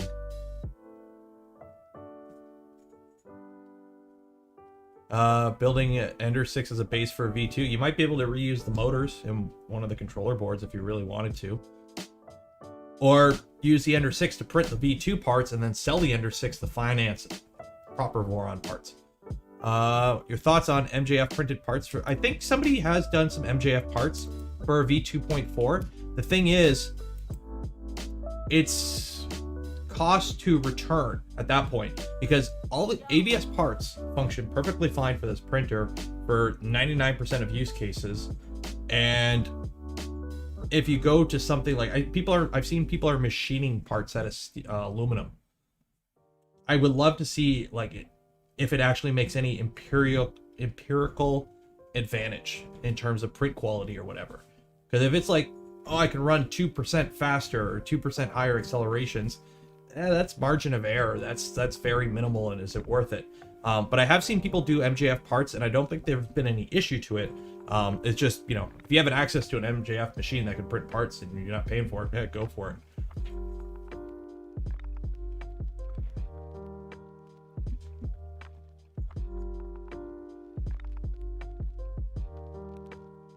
Cost to build a Taco Raven. I have no idea. You can find the files for it on the GitHub. I think some people are working on a more updated version of it that actually doesn't use, you know, outdated 2130s for drivers and fixes a bunch of issues that the original has, because there are some issues with it. Like the display header just doesn't work. But you can build one if you wanted to, but honestly, just go with SKRs. It'll be cheaper. Trust me. Okay, so 1 second here. Hi Nero, can we set cycle time in for bed heater and clipper as my lights flicker? Sarav, look at my screen right now. Look at your screen, okay? What you're gonna do is you're gonna go to, not that, I don't want to cancel print. Go to your config file for clipper, okay? Scroll down till you find your bed. So there's extruder, probe. Where's my bed? Did I scroll past it? Heater bed. There we go. You're going to add this right here. PWM underscore cycle underscore time, double dot thingy, space, and then a number. That number is going to be 1 divided by whatever your hertz is. So I live in North America. It's 60 hertz. 1 divided by 60 is 0.0166. If you were in where you had 50 hertz, it would be 1 divided by 50. And then you would put that number there. That would make your bed cycle at the same frequency as your lights, and no more flicker. I know a lot of people have that issue, so I bring that up every now and then to do that. Also, another thing, from last stream, I always told people, and apparently this is true on Marlin, and I think Rep firmware, that if you're doing a PWM tune, PID tune for your heater, you want to do it from ambient temperature, okay? With Klipper, that doesn't matter, and this is directly from Kevin himself. It throws out that first value. It doesn't care about that first value of the heat cycle. So your printer doesn't have to be at room temperature to PID tune with Klipper. And that's directly from Kevin, the guy who created Klipper. So he wrote the code, I trust him.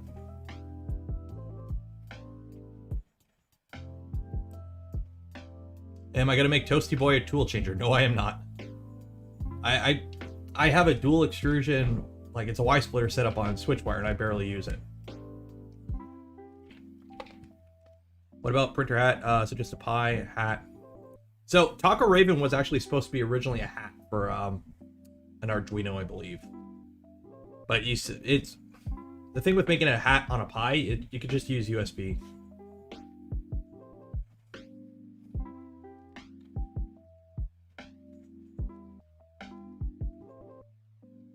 Oh, you're thinking of being able to run Klipper directly on a single core processor. Okay. So the problem with that is, I think it's all so integrated with like the architecture of a Raspberry Pi. Like I know Klipper can run on like other ARM-based boards, but I haven't seen anyone actually go through and make a full-on all-in-one board. It would probably drive the costs up a bit too. Yes, Taco Raven is huge. I've covered it on the stream before.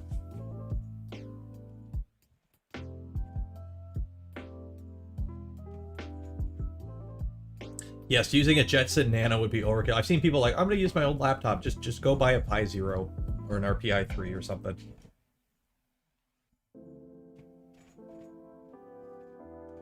What advantage does Duet really have for Voron?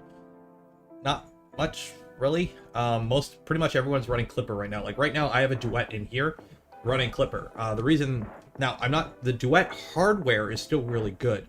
If you're fine with 2660s in spread cycle mode, which they're tanks of a driver, right? And my printers run in my basement. I don't care about the noise really when they're running. So frankly, it's a great board. The thing is, right now, I wouldn't go buy one because you can get an SKR with TMC 2209s, which are great drivers, have more features, for cheaper. So if I already had a Duet, I would use it because it's still a good board. I'm not going to throw it out, but I wouldn't go buy one right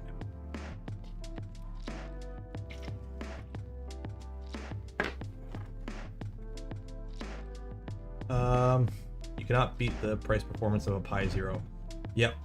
I honestly, if anyone here knows anyone at the Raspberry Pi Foundation, a Pi Zero form factor with just a dual core. A quad core would be great, but a dual core. Give me 2 USB ports on it. That's it. That's all I asked for. Because right now the Pi Zero is getting a little long in the tooth. So.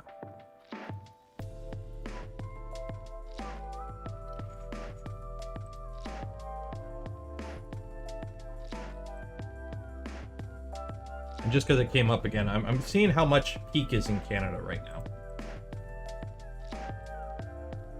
Ooh, I can really... This desk is shaking now. Okay, so right now, peak. For all those saying, oh, print peak. Okay, so $6.69, nice, a roll. $4.32 a roll for half a kilogram. I'm assuming this is half a kilogram too. Quarter kilogram for $175. And then from filaments.ca. I don't see anything. They don't have peak. So yeah. I could buy a J head though. Yeah, let's get a J head. $6.69, 500 kilograms. I'll stick with ABS, thank you.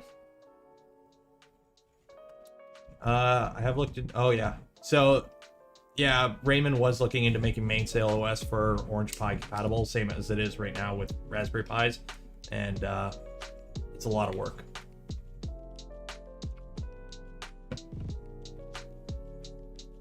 I can get a sample of Peak 3DX Tech. Oh, also bed surface. I'm gonna have to look into it, but I plan on trying to figure out if I could swap it in, because it's gonna obviously have a PI bed, a flex plate. Oh, I know like some of the like nylons like Garolite. I'm gonna have to look into seeing if it's possible to have a Garolite bed in Toasty Boy. Thing is, a lot of these places like 3DX Tech don't ship to Canada. I can get Peak pellets.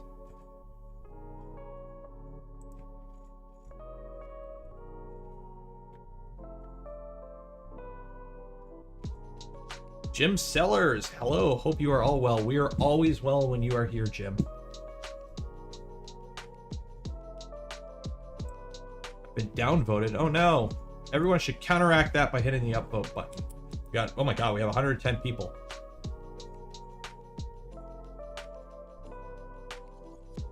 High temps, that's like, yeah, carbon fiber, that's another thing I'm gonna have to look into. Like, Toasty Boy will be the experimental high temp printer. Well, higher temp printer. It's not gonna have a chamber heater for any, like, for a while. If I even put one in. I haven't checked if they ship to Canada. Let me, I would have to buy something. I'm not gonna bother right now.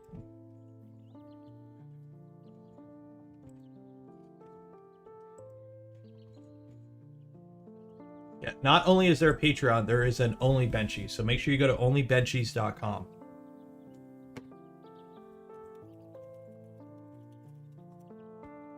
Oh, we're done printing. Ta-da! I'm just gonna let it cool for a minute here before popping it off the bed. Don't want to burn myself.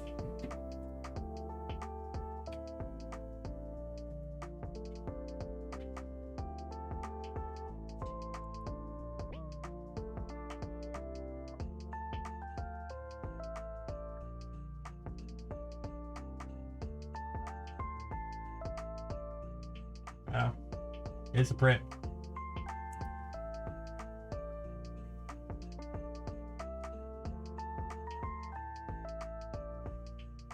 ABS PC. Honestly, that's one thing I really want to try is PC ABS, because we use a lot of that at work in automotive. A lot of automotive tools are PC ABS, so that's one of the filaments I'm gonna be fun to get my hands on. Because right now I have some PC Plus, but I don't have PC ABS. And honestly, the PC Plus that I have, I haven't been. Let me.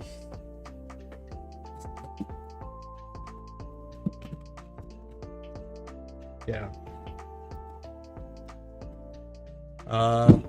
This is a Canadian vendor. I print 3D PC Plus black. Like, I've only printed a little bit of it. I might try it again. I printed like a fan shroud and one other thing out of it, and the fan shroud melted. So, yeah.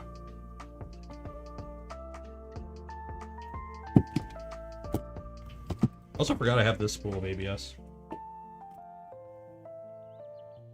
I know, I like the blue color. It was cheap.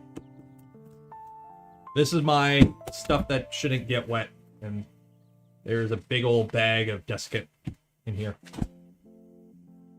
I don't know, that one spool of ABS is in there just so I have something else in here.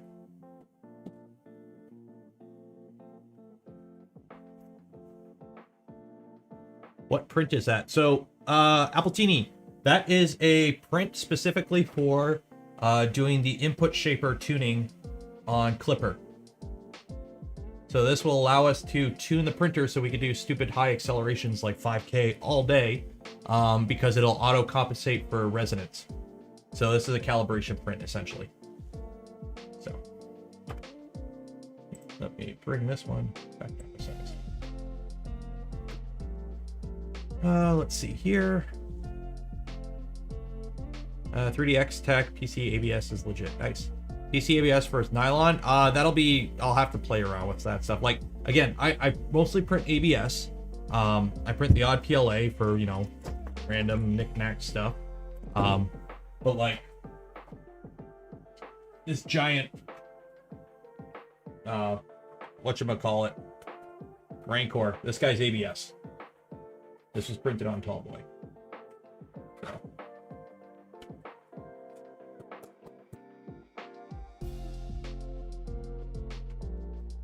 But yeah, so I do want to get my hands on some CF nylon. I'm still looking for some of that. And some PC ABS and some fancier stuff. Matter Hackers are sending me some regular nylon to try out. So, but basically that's what Toasty Boy will be for. It'll be my filament testing machine because I'm hoping it'll be able to do all the fancy stuff. Okay.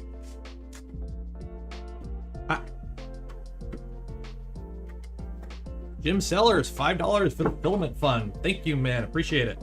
Glad you could join the stream tonight. Cool, the flex plate. You need to display your big prints in the background. So that's, so you just joined us. This room, hopefully by the end of the year, I will be in another room in my basement that is bigger, and I will be setting it up specifically for streaming and printing and messing around and whatnot. So the plan is the camera angle, because you know what? I kind of like this camera angle where the camera's off to my side, because I think like the whole standard where I have the desk in front of me and you guys are looking directly on, that is too common. I kind of like this offset. I would like the camera a little bit further forward, but I can't really do that in the current setup. I will be able to do that in the future setup. So I will be moving to another room, and I think I'm going to keep this angle, but the plan is to have a desk here, and then I'm going to have just a long desk along the other wall with all the printers. And then above that will be a shelf with prints, essentially. So, what display? This is a panel do. It is meant for RepRap firmware. It runs its own firmware on the display, but I haven't set it up yet with Klipper. So right now it's just, you know, dead weight and makes noises when I push it. Need a camera from each corner.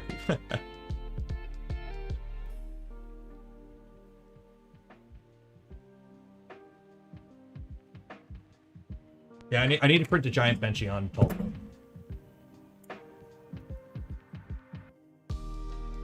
Just like right now, room wise. So just to give you an idea, like this is the room I'm in. Okay. So we got, there's the one wall, and there's the other wall, and there's the camera. You can kind of see it right there. So we got a rack of stuff that I need to organize. We've got a closet, and we got printers. Like this is, there ain't a lot of room here. So the other room isn't much bigger, but it is bigger. Does Panel Do work with SKR? So I'm pretty sure the Panel Do only works with the, I don't know for sure. I haven't seen anyone use it on the SKR. You would have to look into that Philip TB with 1,000 Pokemon money. Awesome, man. Thank you. Appreciate it.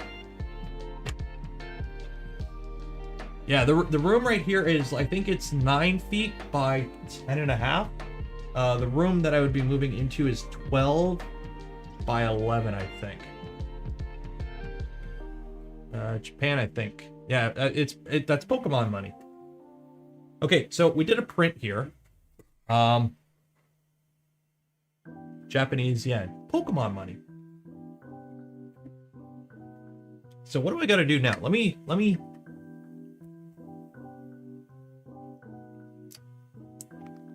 Okay, apparently I need a marker.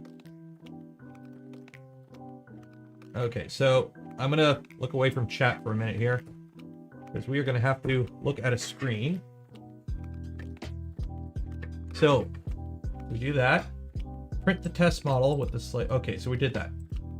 Measure the distance in D between, okay, so let me get a notepad here. D equals,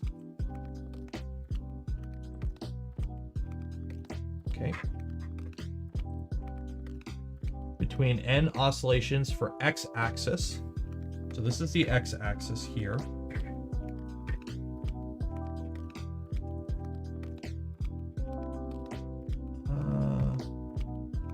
Near the notches, preferably skipping the first oscillation or two. Pay attention to the notches. X-axis corresponds to the test model has a large X on the back. Okay.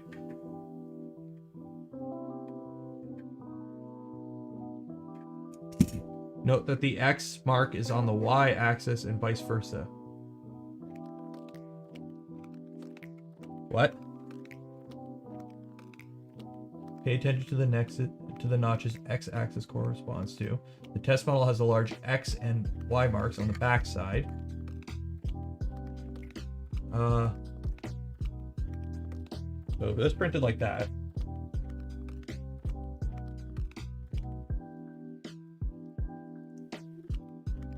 Yeah, because that's the X. Okay, so I'm looking at the X.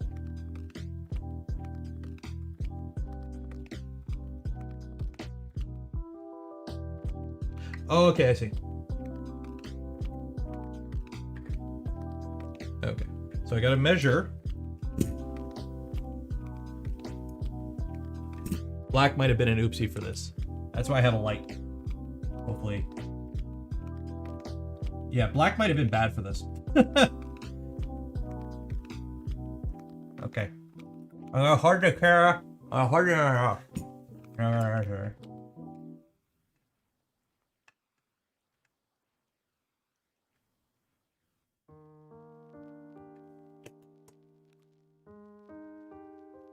Yeah, because you measure.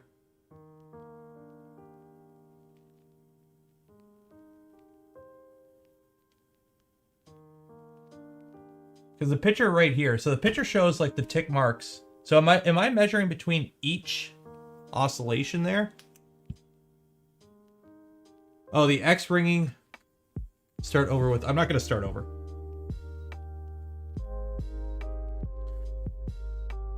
Measure the X ringing on the X text and the Y ringing on the Y text. Okay, so look at the. Okay, I'm going to look at the X and I'm going to measure the ringing. So am I measuring the gap between one ring to the other?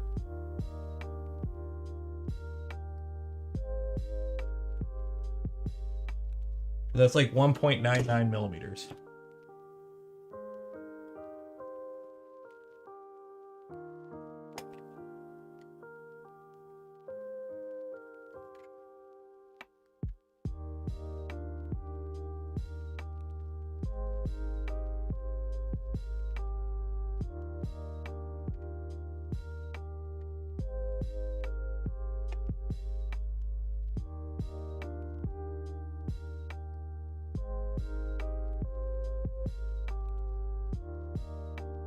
Yeah, 2.38 millimeters.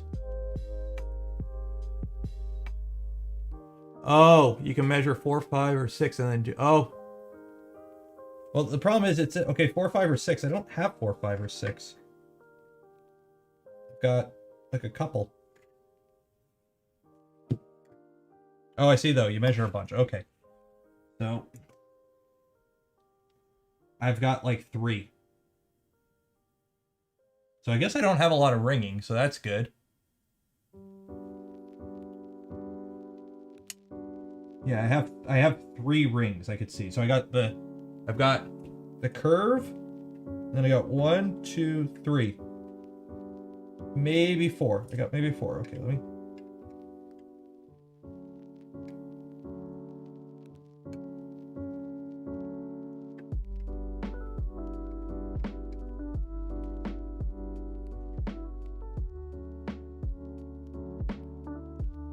Black was a bad choice.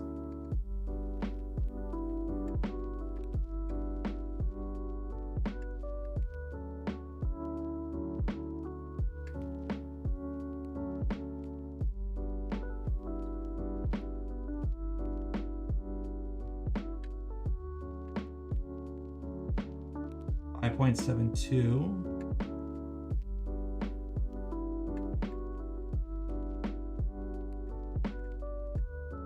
This is not good. Okay, let me check on chat. What am I doing wrong? What am I doing wrong here?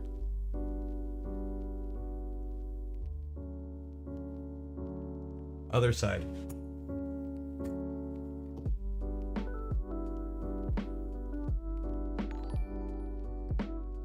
Okay, actually I see more here. Okay. So.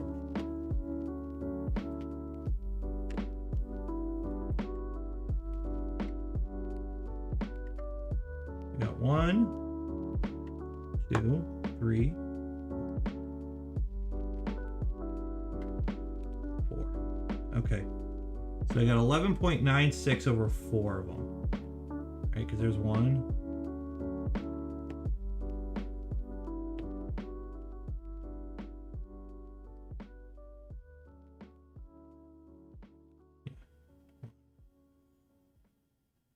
Two, 3, 4. So 11.96 over 4. Light gray is the best. I don't have gray Excel or gray ABS. You had to do tests with 12K Excel to measure 4 waves.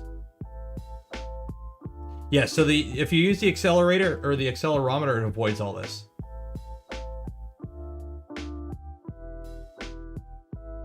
Chris Hinkle, $5. Thanks. Thank you.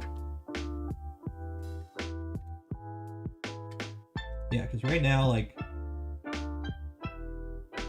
one of them is 3.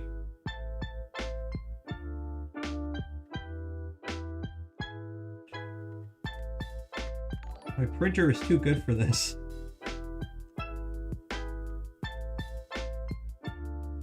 I can, like, measure out to here. I just barely see it. But I don't know how many that is. So, you know what? We're just going to YOLO it. Okay, so there's 1, 2, 3, 4, 5, 6, 7, 8. So 23.23. Because I can see the faint hint, like it like disappears and then it comes back, it looks like.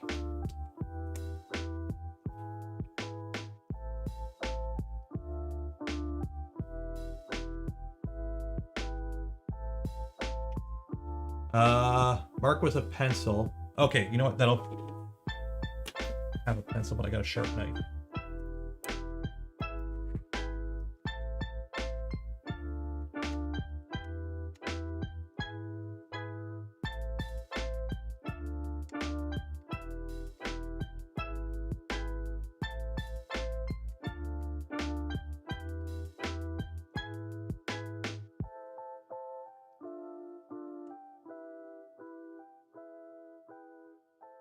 Yeah, it's really, this sucks. You know what? I might have to run this again with a higher value because I'm only getting like 2. Like, I only have, like, here, let me pull it up on the main camera here so you can see what I got to work with.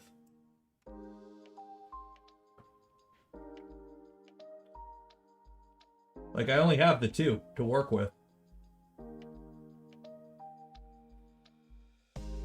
You can almost see more.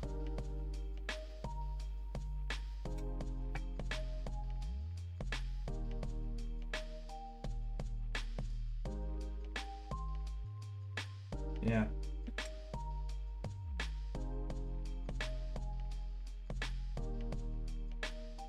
Brian, future accelerometer video. Originally I wanted to do the accelerometer, but it didn't show up.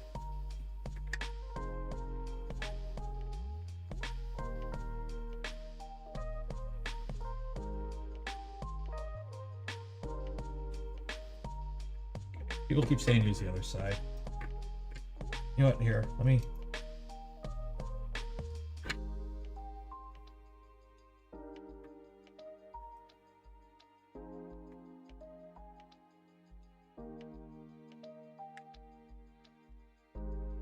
I can't even see these.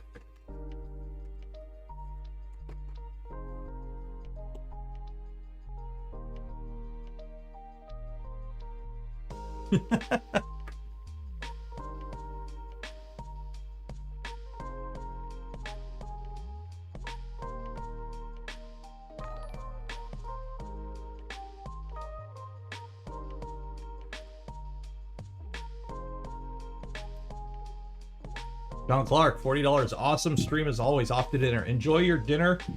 I probably will still be trying to figure this out when you get back.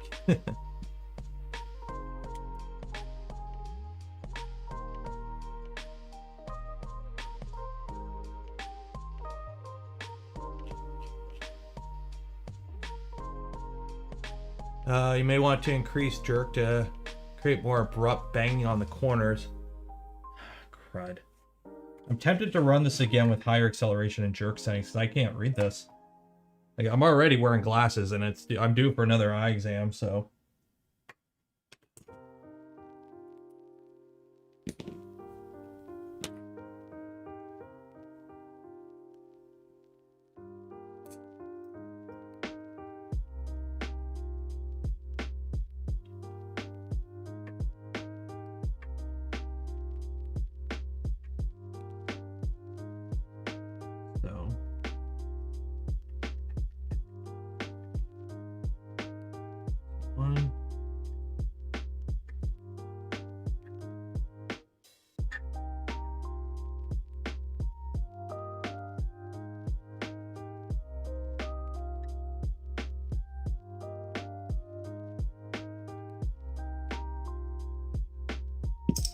You know what? I'm just going to measure one. That's all I can really get. I can get one good accurate measurement. I know you're supposed to average it, but 2.25. Screw it.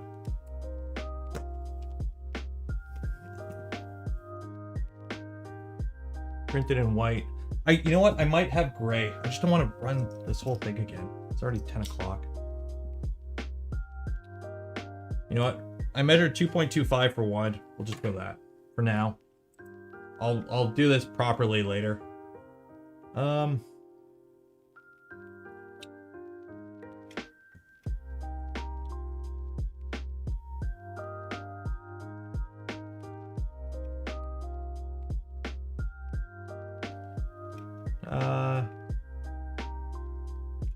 Let's see. Well, you know what? I could run it. You know what? I don't want to be doing this all night. Been here 2 hours already. Measure the distance in D between.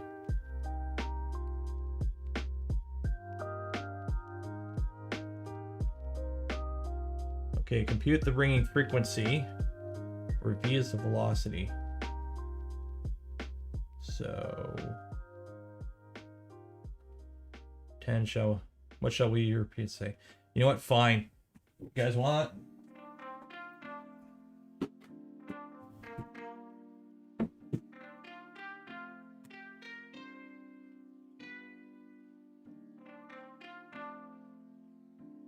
Well, Eddie, what do you mean both my measurements were correct? Or accurate on the x-axis? No, about to throw in the gray.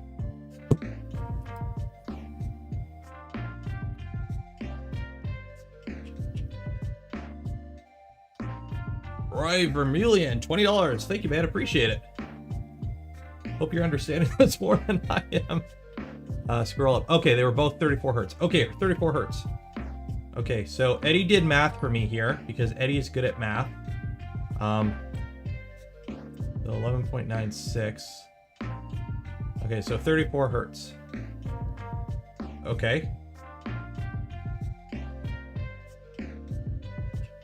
So that's for the x-axis, right? So now I got to do the Y, which honestly is probably the same. Or no, actually no, my Y-axis is not the same. Maybe this. Yeah, so my X-axis is 34 hertz. Yeah, my Y-axis, I have a lot more. Let's see. Yeah, my Y-axis has a lot more ringing to it. Yeah. Yeah, that's the Y. Okay. Let's see what we got on the Y.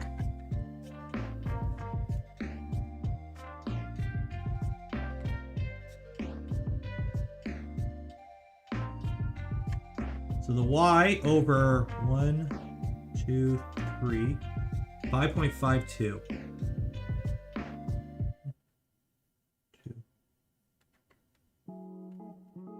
Yeah, 5.52 on the Y. Over 3 of them.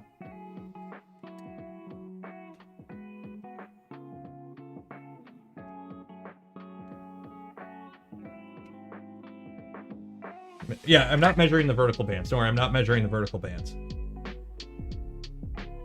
Which I only get in the Y-axis. I don't have them in the X, but I'm also running smooth alerts on here. That might be it. Okay, so math time.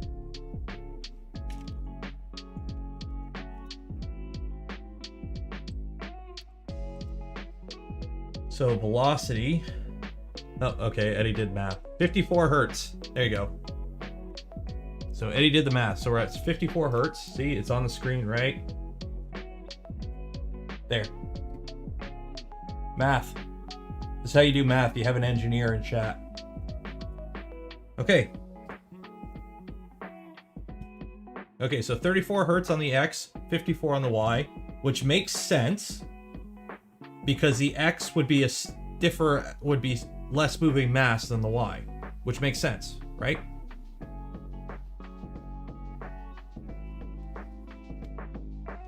But for some reason on this test forum seems to be double what they should be. Everyone say thank you, Eddie. Thank you, Eddie. Okay, so we have our math. Okay.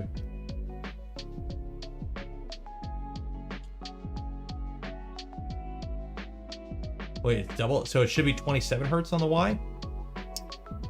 Okay.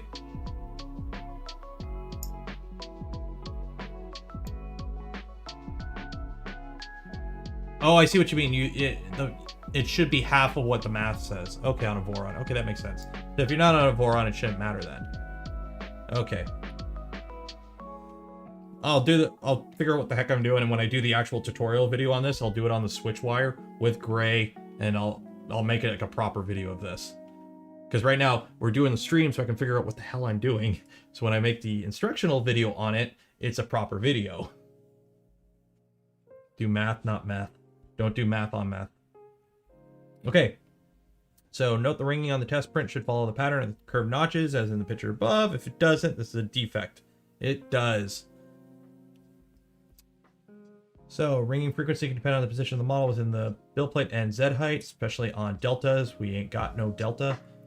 The measured ring frequency is very low, below 20 to 25 hertz. Might be a good idea to invest into stiffening the printer or decreasing the moving mass. Ooh, we're close to that. But I'm not stiffening the printer or decreasing the moving mass. For many popular printer models, there are often solutions already available. Blah, blah, blah, blah, blah. So after ringing frequencies for X and Y are measured, you can add the following section to your printer config.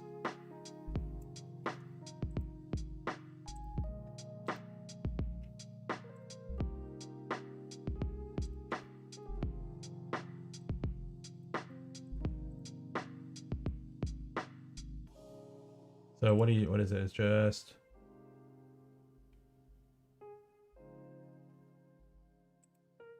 so that would just be what was it? 34 and 27. And that's it.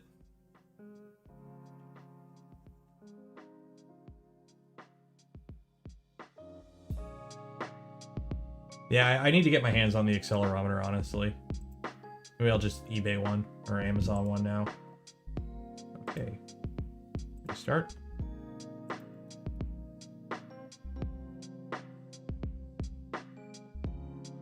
Based on the 34 hertz X frequency, you may want to increase your belt tension a bit. 34 hertz touch on the low side.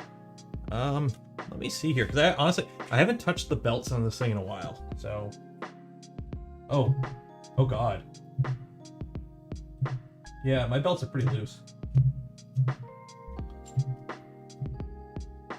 Yeah, my belts are kind of loose on this guy. But anyways.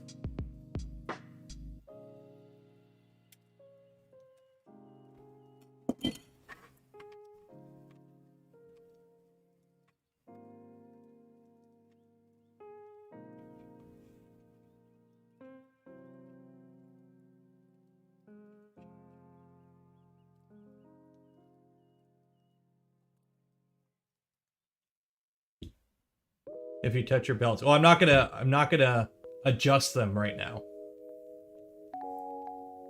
I'm not gonna adjust the belt. I'm not gonna do that.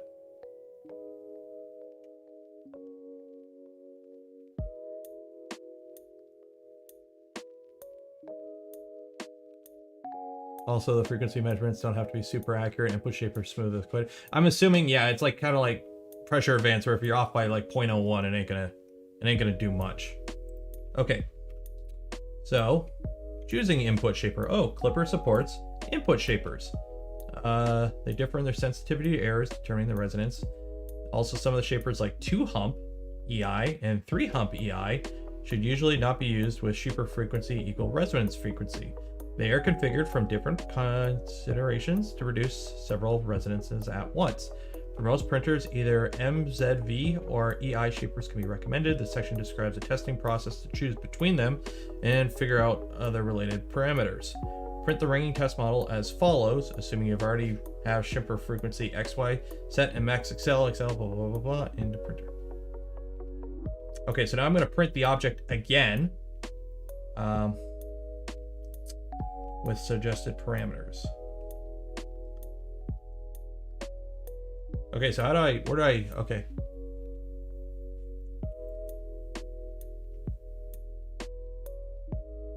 Okay, so I leave it as is. So what I'm going to do, and basically I'm going to print it again, because it'll default to the MZV one, which is good. Okay, so set pressure advance 0. If you see no ringing at this point, then MZV shaper can be the recommended. Okay, so what we're going to do right now is I'm going to heat up. And what I'm going to do is actually swap out to some gray ABS. So you can actually see what the heck we're doing here.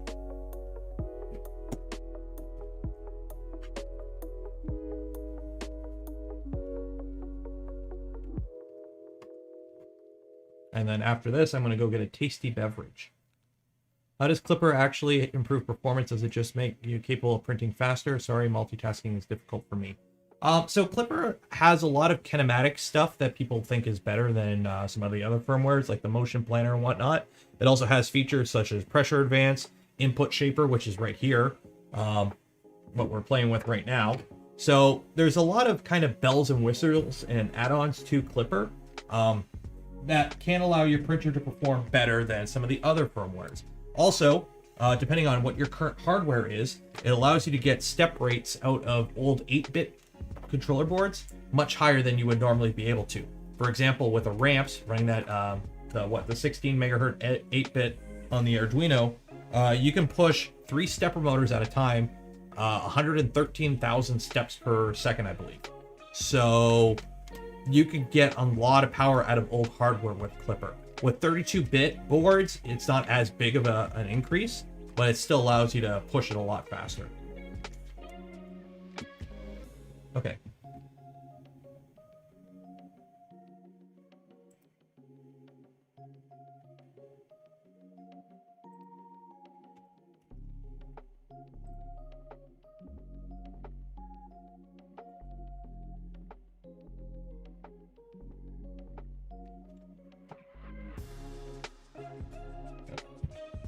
Dang it. Come on. Okay.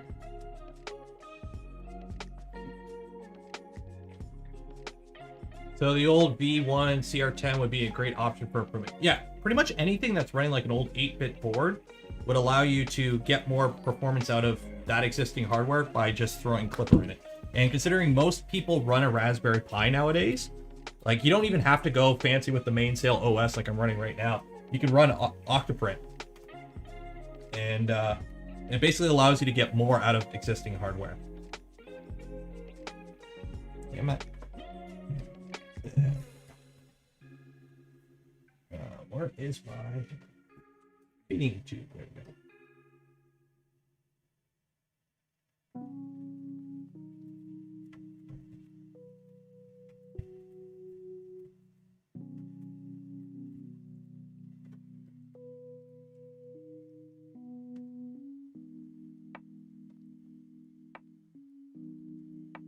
There we go.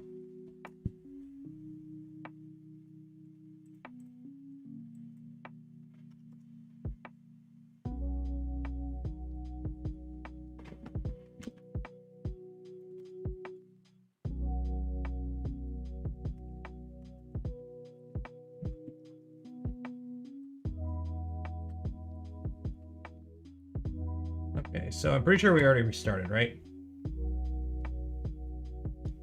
Yeah, so we did that. Printed file. Okay, you know what? Let me just make sure it's restarted.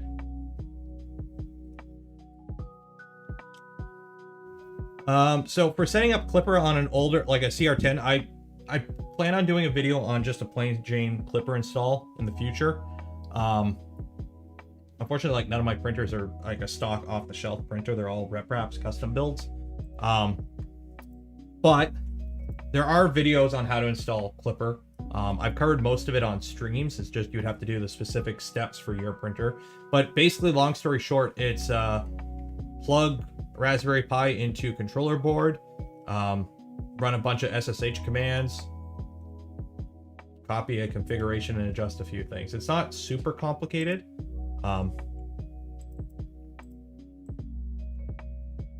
And there are video guides, and if you have a popular enough printer, which a CR10 probably is, odds are there is a video on how to do it. Okay, so MZV, tuning tower, band 5.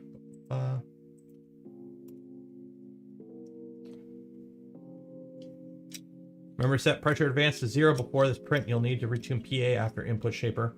Yes, I did the set pressure advance 0 right there, and it said okay.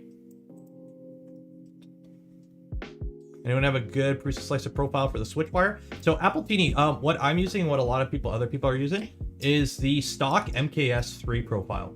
So just set it up like you have a Prusa, and then turn the accelerations and speeds to not slow as hell variant. So start with a Prusa Mark III profile and just bump up the speeds to normal, because stock Prusa speeds are slow. They run like 500 acceleration, and we're here playing with 7,000. But yeah, it's like, I won't poo-poo it, but the stock Prusa profile makes really good prints. Like this was printed with the stock Prusa profile, just a little bit faster. Like it's still good, it's slow, so make it go quicker. Okay, warm enough. Let's print. Ringing tower. Go.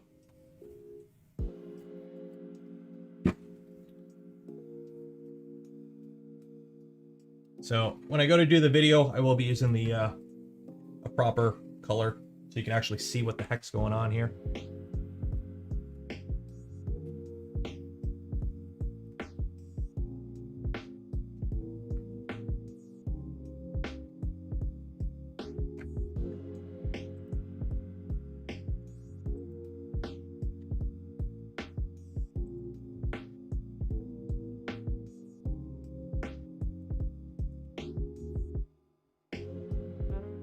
Running out of water. I'm gonna have to go get a refill of water.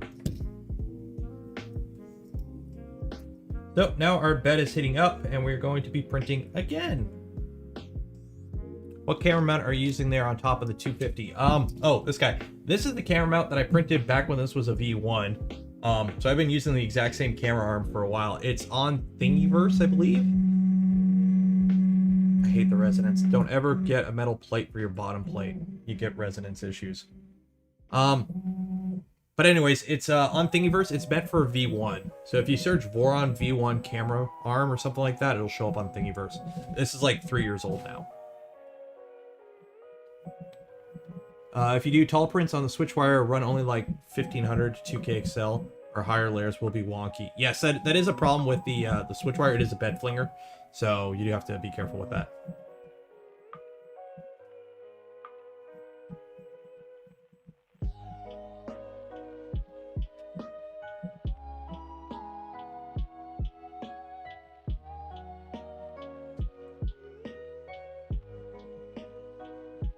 Brian B, $6.99. Gotta stay hydrated. Yes. Once the print gets started, I'm gonna go get a, thinking an IPA.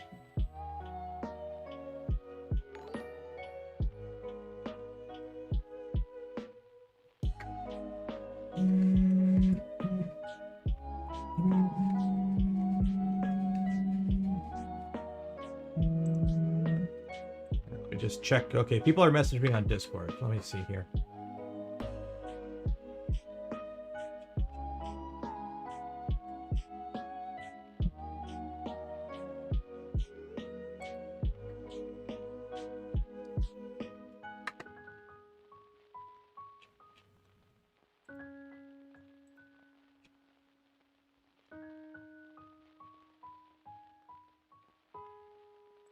Okay.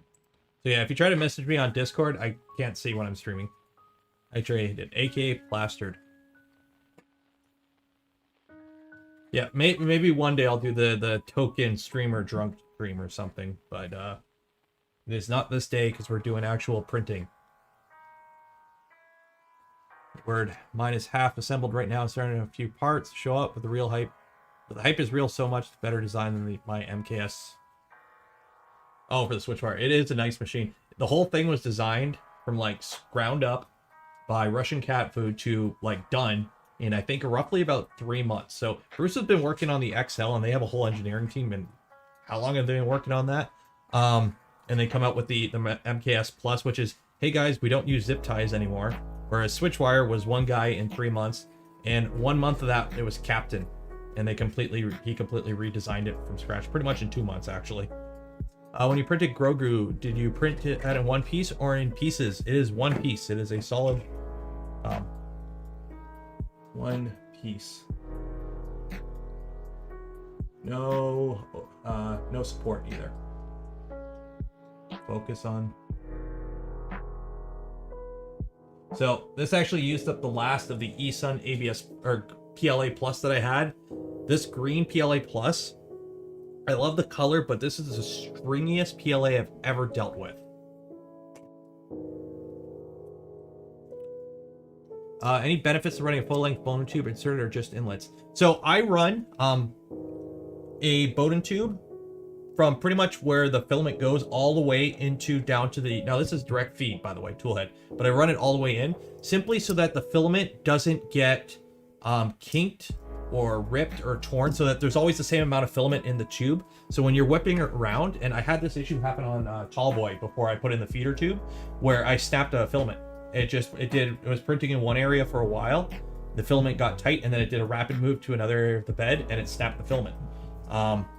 So yeah, it's good to have. Now what I do recommend though, get 3mm, get like filament, Bowden tube meant for a 3mm filament, and use that. So this has like a 3mm ID, and it's a I think standard is 4mm OD. Bowden tube. Do I not have Bowden tubes anymore? I gotta have one somewhere. Hey. Oh.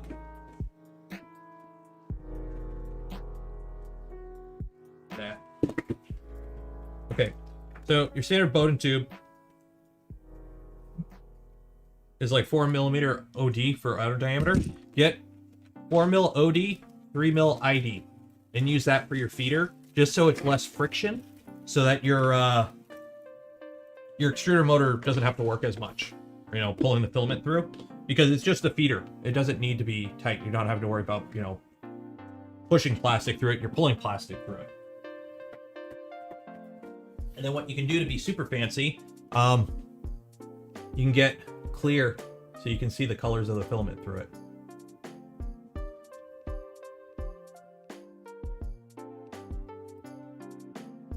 Oh, second time tonight I mentioned the metal bottom plate. So if you look, this blue plate is actually 1/8 inch aluminum.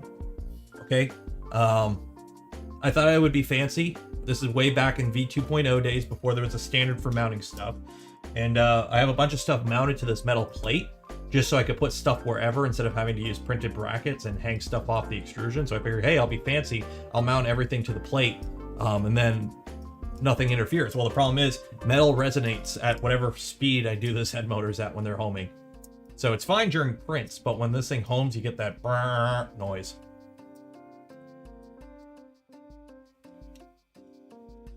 Does V0 make better single prints than a 2.4 due to its smaller chamber? They all Vorons pretty much print the same in terms of print quality. Once you tune a profile, it's speeds and feeds and print volumes that are about different. What do you think about using the 2.4 for a print farm? I have to compare it with Direct Dive, Delta Predator, and Clipper, and Orbiter, and Dragon Hot End, and Chamber. So the downside with using a V2.4 or any of the Vorons for a print farm is they are rep wraps. You have to do all the support on them yourself. There's no warranty. If something breaks, you're on your own. So it's a DIY. It's a hobbyist printer. It's not an off-the-shelf printer.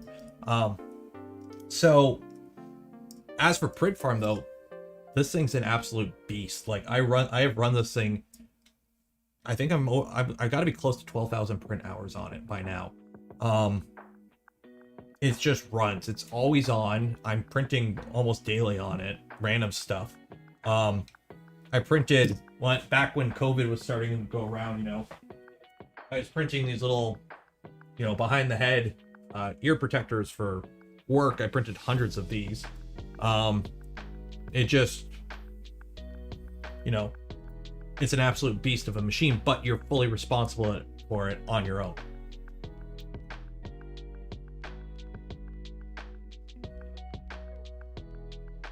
So my dream print farm would be, honestly, it'd probably be V1s, simply for the lower cost to build, because you're not going to get a print farm. You won't see the type of advantages you would get for like versus a V2. A V2 would be kind of overbuilt for print farm, and cost more for what you would get. Again, these are all hobbyist printers, but you would just have a little Kuka arm in the middle that you bought off eBay with a grabber on it.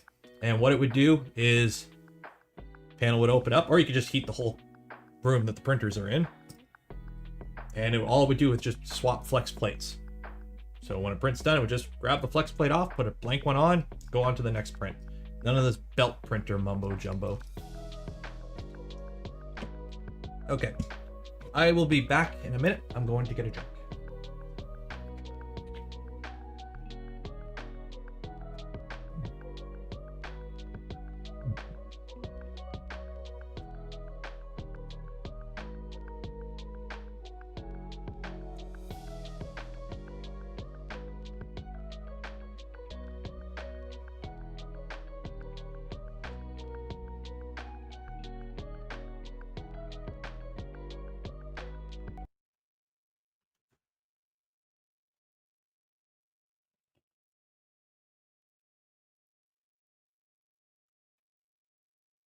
Oh, I lost my Bluetooth.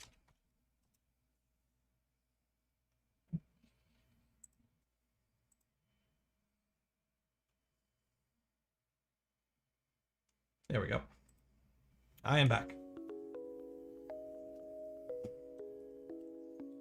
Tonight we have Alexander Keith's Indian Pale Ale. Prusa minis for a print farm. Yeah, I've seen a lot of print farms use Prusas. I've also seen a lot of print farms use like Ender 2s or whatever. It depends what you're print farming. Like if you can get away just using a bunch of really cheap China printers, you know, you can't get more bang for your buck than an Ender 3. I seen one where it was all Ender 2s, I believe, because some place was doing a clear out on him and he got them for dirt cheap.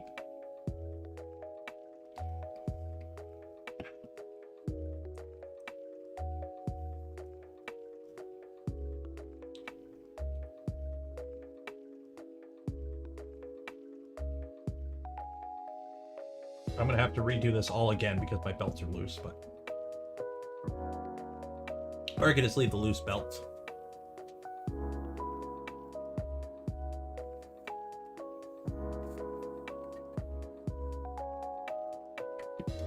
So basically with this print, we're just checking, right?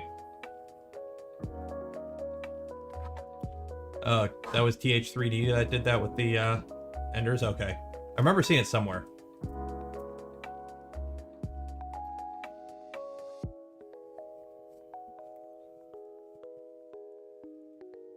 I have an Ender 3, CR10, and Ender 5 cable management. Yeah, that's one of the things with the most of the Creality printers is the cable management. Like, I'm spoiled with Vorons, but like, you know, Bonsai.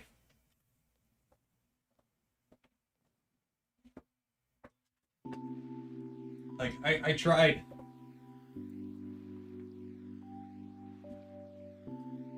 I tried managing this guy as best I could, but I mean, come on, there's only so much you can do. When a printer is designed not with belt management in mind, this is what you get. But yeah. By the way, the art of ABS, I'm filming parts of it tomorrow, so that I should have at least the English. I should have at least the intro portion of ABS for Dummies up this week.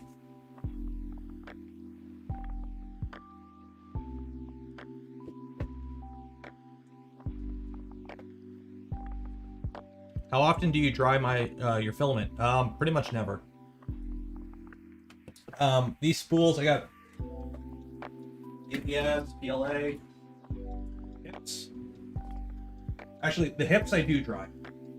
ASA, PLA. In my room here, it sits roughly about 43% humidity and about 20 to 22 degrees usually. And I haven't had any moisture issues with any filament that I've left out. Now, I do keep most of it in tubs with desiccant packs in it, and they do suck up moisture. But I've never had a bubbling issue, put it that way. What do you print with hips? So I have the hips. I've had the hips for a while. I bought it way back, specifically for props, but I never really did anything with it. But funny mask. So I did the slicer mask from BioShock. This guy's hips. So that is high impact polystyrene. So the advantage to hips is it's really stiff. It would shatter if you break it, right? Like, it's kind of like PLA in that regard, but it's pretty stiff. It sands really nice and it's light. So it's good for like props and whatnot. So.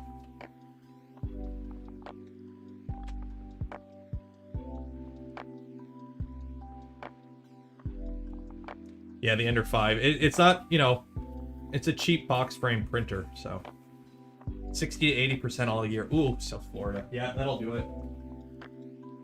You also have to deal with rusting down there too.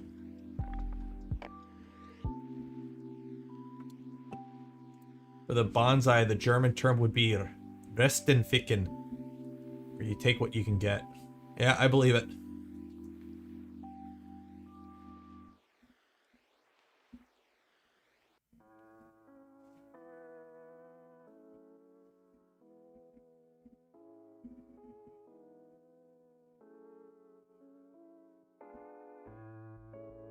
Cool. So basically what we're, hips is good some more. Oh yeah. So hips is commonly used as a support material for ABS because it dissolves in lemon juice. I can't remember what it's called. But it's good for that regard because that dissolves the hips and not the ABS. So you're good there. Camera mount sucks. Quit falling. That's another thing the other room will have once I get it set up is actual proper camera mounts. instead of printed ones that keep moving on me.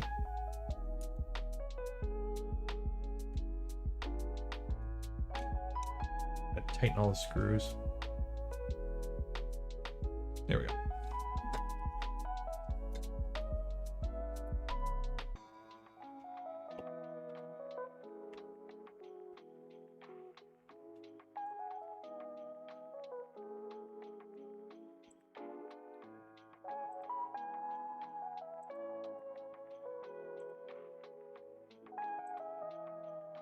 Outside of space considerations, is there any reason the electricals couldn't be moved out from under the machine with an umbilical?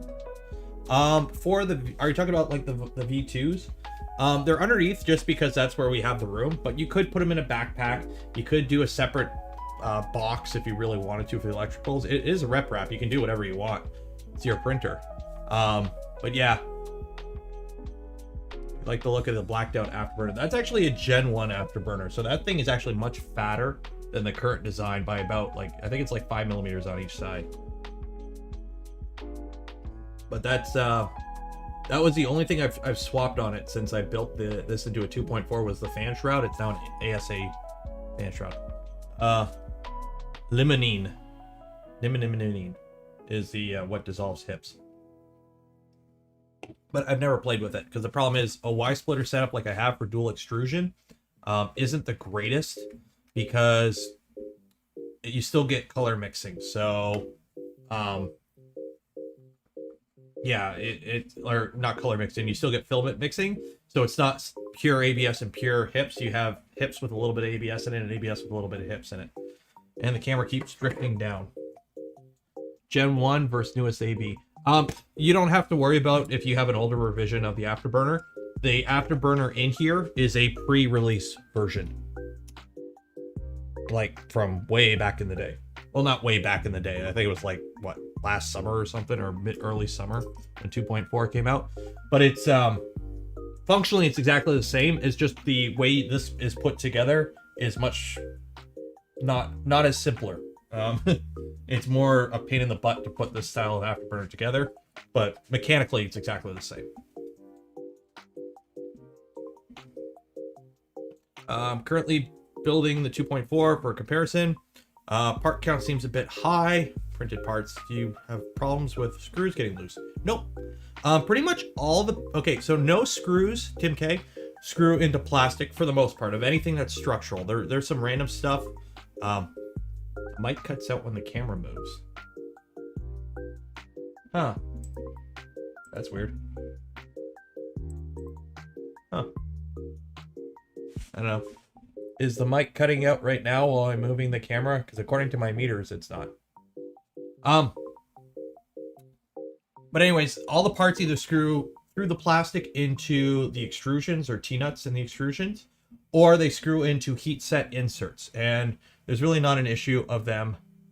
There's the loose one that keeps falling. Of them coming out. Yes, there's a lot of printed parts in this printer, but they kind of have to be there because it's meant for being built at home, so you're not using custom metal parts or anything. And as for reliability, I haven't had a screw fall out of this one in years, or ever actually.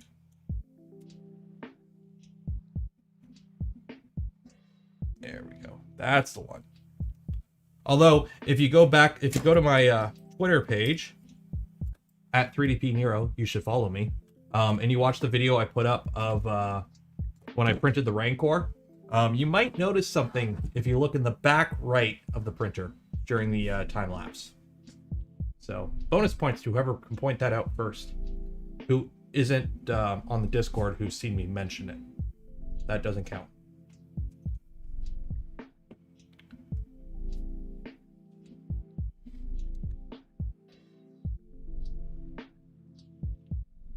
I have more loose screws than a Voron. Voron, good printer. No loose screws.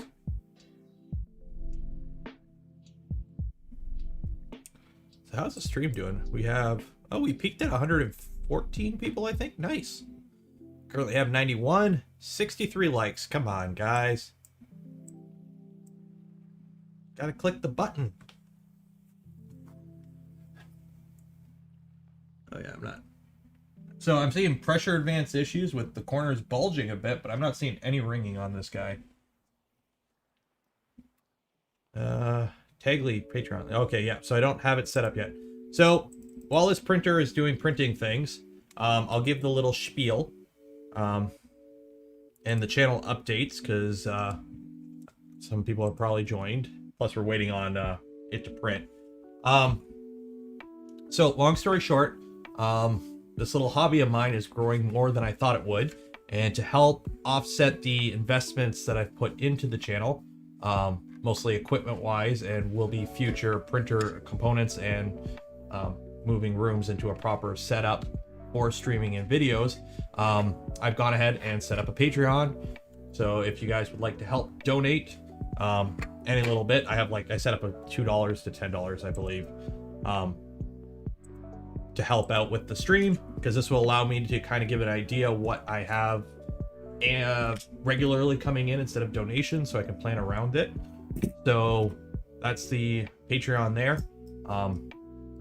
As of right now, I don't want to make anything behind a pay gate. It's being set up for those that want to help out out of their kindness or whatever. So if you want to give through that, I might do some little things. I did apply to get membership with YouTube. I have to wait for them to approve it, so you'd be able to join and become a member. With that, the only real advantage at this time would be every now and then I upload like short little videos to show other people, and I private them. I would make those available. So just a little fun thing that you could see, not even 5 minute, like 30-second videos or whatever. But it's mostly for those that kind of want to help the channel, because people keep asking me how they could support the channel outside of donating during streams. So I set those up. I also have the Buy Me a Coffee below, so if you want to donate directly through that. And also, if you are looking for any filament through Matter Hackers or anything they sell, I am affiliated with Matter Hackers now, so if you buy anything through them, I get a little kickback. And also there's a link to Banggood, I believe. If you can look at the SKR or buy anything through Banggood through that link, I do get a little kickback. So everything goes into the stream. I still have a full-time job. This isn't my job. This is just kind of allowing me to do a bit more easier on the pocketbook, basically. So that's the spiel. Don't forget to like, comment, and subscribe. Yada, yada, yada. Yes, support the channel even more. I was going to put a fourth option, but there's a limit to how many texts I can do.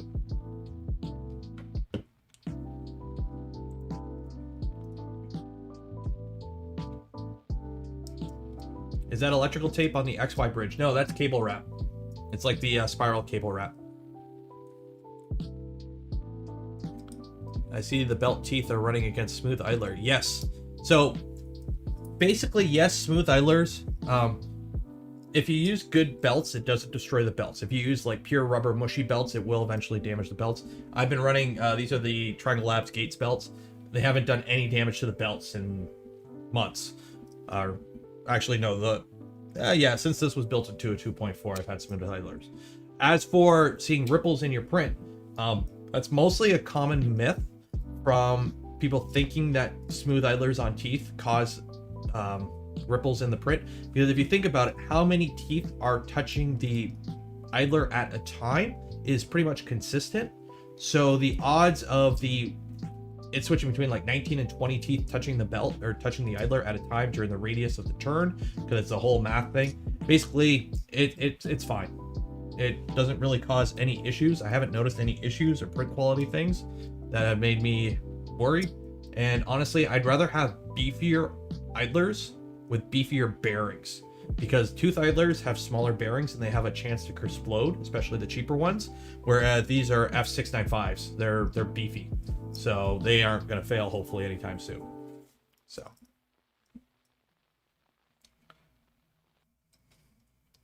doing a great job. It's hard to find quality information like this. I really don't understand why the boron does not get more attention. Tim K, there's like over 1,000 serial borons. I don't know how many that haven't been serialed out there.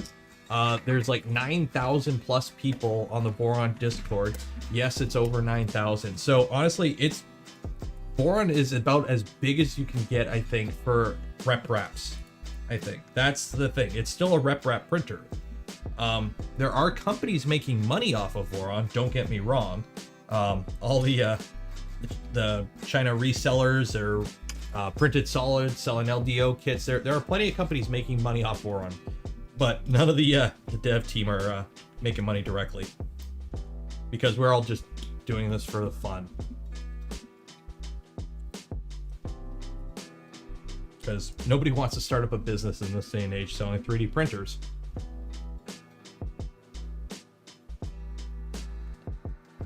You're like the Chris Riley of Voron. I am in my basement. I did catch some of his stream today, though, when he was looking at the longer LK1. The company sends him a printer to review. It's a cheap, like, CR10 style printer, right? But they sent him one that was already opened up and used by somebody, so it's like an Amazon return that they sent him to review, and it like didn't work or whatever. It was all screwed up. Like, that's great customer service there, guys.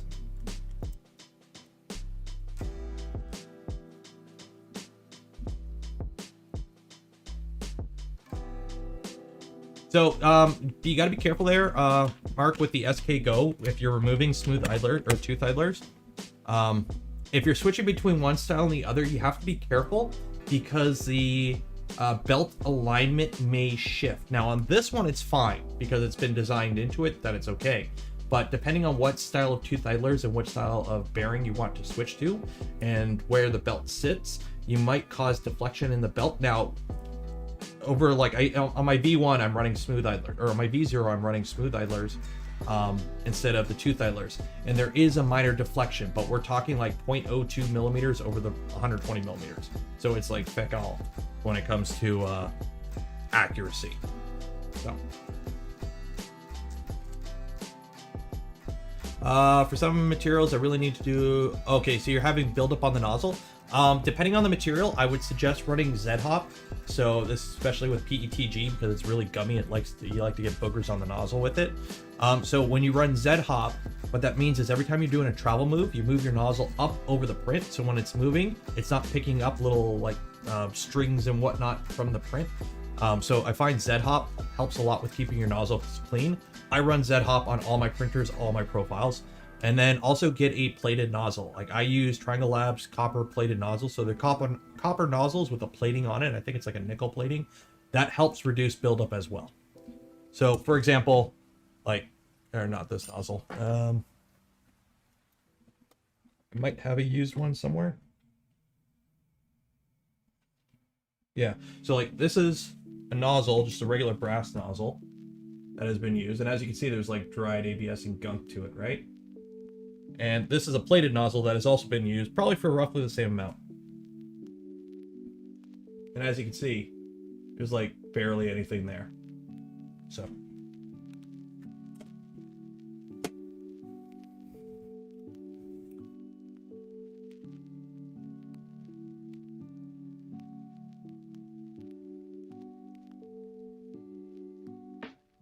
Who are your favorite other 3D printer YouTubers? You don't have enough content to keep me busy. CNC Kitchen's pretty good.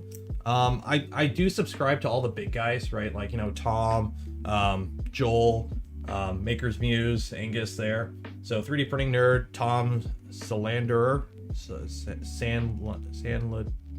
Tom Salamander, 3D Printing Nerd, Joel, and Maker's Muse, which is Angus. And then there's a bunch of other random ones I'm subscribed to. I can't remember them all off the top of my head. Chris's Basement, and whatnot.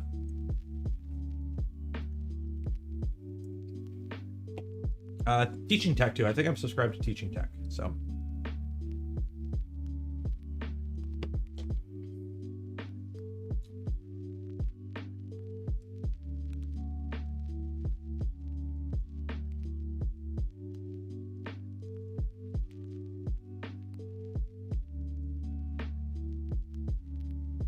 Yeah, the plated Fadus nozzle is pretty much the same thing. It's a copper nozzle with the plating. I'm pretty sure they're all made by the same company somewhere in China.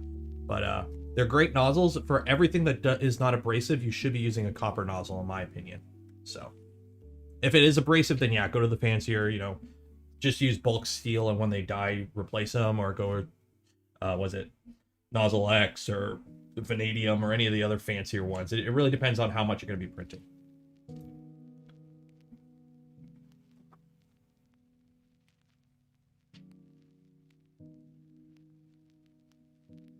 Are copper-plated nozzles good against abrasive? No, they are not.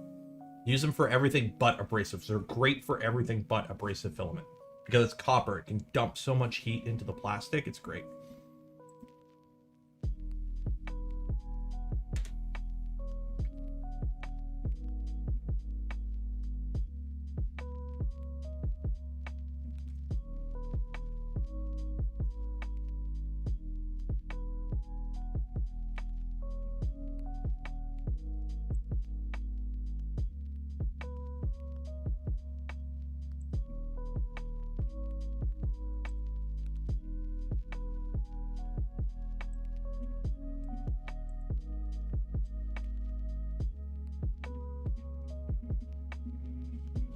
This is coming out pretty good, I will say.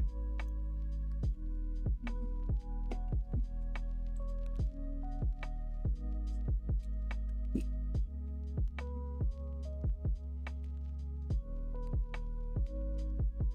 yeah, so I'm gonna have to tighten the belts, do the whole tuning thing over again, but this time I'm gonna use gray. And then do this test again. So if this works, then I'll do it again on my own time. And then if that works again, I'll be doing it for a video. So project for next Saturday, fixing the display. I honestly, let me see here. If it's something stupid simple that I can do right now, I'll do it. And I'll do for Clipper. Stefan. This code is based on work John. Oh, okay, wait, no. No. And I'll do Moonraker support. Yeah, web server API.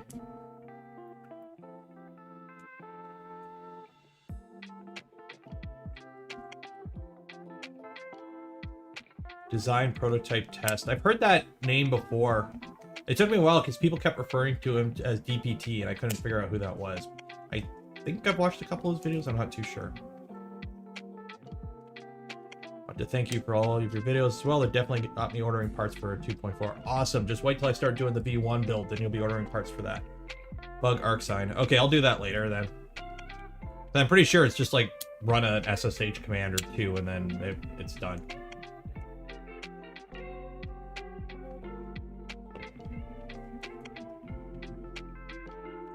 Just display, oh, replace the display with an Android tablet. Here's the thing, I run most of my printers headless. I only use the displays on them if I'm like right in front of it and it's like, I don't want to walk 2 steps to my computer to connect to the web app to heat up the nozzle so I can do a filament change.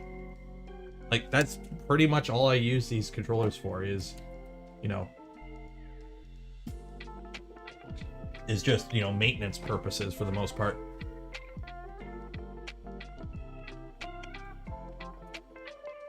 He is an internet bully. Oh. I hate internet drama. Who's the guy that keeps dumping on Prusa saying he's stolen their designs?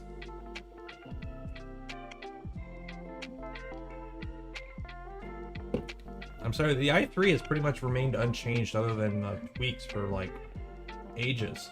Like some use V-wheels, some like a bed flinger printer, there's only so many ways you can build a car. That's like saying a Honda is stealing from Toyota because they have 4 doors and an engine. Like, there's only so many ways you can build a printer, especially a bed flinger.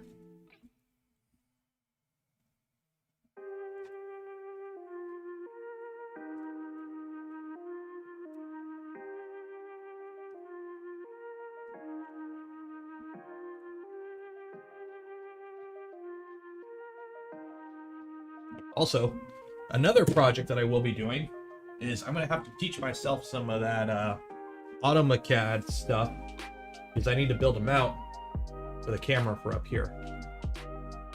So I'm waiting on a one of those cheap little $15 AliExpress cam link knockoffs so I can use this camera as my overhead cam so that I can use the C920 and make that guy a like mobile platform cam for like, you know, putting in front of printers when they're printing. Momology, $100. Wow. Thank you, man. Great stream tonight. I've been waiting to see a working demo of Input Shaper Config. The Patreon is going to take off. I bet you don't have so much time for a day job in 12 months. Honestly, if this ever got to the point where I could be self-sufficient doing this, it would be awesome, because then I could just, you know, make videos and awesome stuff for you guys all the time. Problem is, I have a mortgage and a son. So while this is, I would love this to get to the point where it's just fully self-sufficient and I can do all these fun projects and just put out content for you guys and not have to worry about, you know, I can't do this because I have, you know, financial obligations to, you know, oh no, I got to pay my bills. Oh shucks, I can't buy a fancy hot end. So that's my dream, is just to have this be completely self-sufficient. The bonus would be if this was self-sufficient and I wouldn't have to work overtime, because this kind of helped a little bit. But yeah, don't make your hobby your job, because then it's no longer your hobby. Roland, 10.99 Euro bucks. Really appreciate your videos. They help so much. That is awesome to hear, man. Now I have to create a Patreon account for Nero. I think you can sign in through, I think Patreon allows you to sign in through like Facebook or Google or any other account you already have. Best thing in the world is not have to work for anybody else. I have floated an idea in the past, over the past little while, but it's like pipe dream stuff. Little one woke me up to see the stream live. Aw. That's the thing, like, if you look at, you know, some of the other 3D printing YouTubers, like, you have to put out a lot of content to make money off YouTube. Like, if you're not putting out 2-3 videos a week, YouTube is nothing. Like, there was a period, I think in October or September, where I stopped making videos weekly, and my numbers just tanked. Like, I could look at the chart, and it's like, over the summer, it's going up, it's going up. I stopped making videos for a couple days, or I stopped, I think it was before I started the V0 streams, and my numbers just tanked. And now they're back up, they're doing better than ever right now. But you have to be super consistent. And that's why you see a lot of content creators where they're just constantly putting stuff out, because it's better to just put out something than nothing.